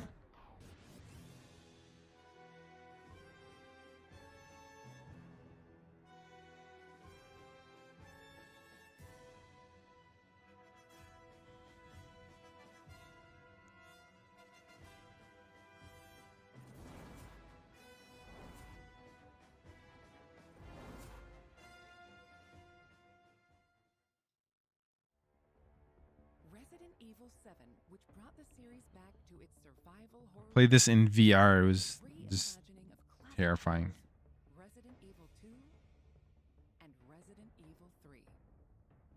These 3 titles, built with RE Engine, return with current gen features including support for 4K, high frame rate, and ray tracing, as well as 3D audio for an even more immersive experience. These titles are available for PlayStation 5 and Xbox Series X and Series S beginning today. In addition, PlayStation 4 and Xbox One players can enjoy a free digital upgrade to current gen via the Digital Upgrade Program and Smart Delivery. For PC users, an update patch The test will be if they release a new Dead Rising. Yeah, that'd be cool. I mean, that was like the premiere, one of the big launch titles with the Xbox One. Welcome to the family. That's all for today's announcement. All right, I'm gonna call the stream there, guys. It's been I think this is the longest Plumecast I've ever done. 2 hours and 45 minutes. So I appreciate everyone stopping by, and I will catch you guys later on my weekly videos and hopefully next week as well in the Plumecast. So thank you guys for stopping by. It's been a fun time just hanging out, talking games and stuff, and we'll do it again next week, and I'll see you guys later.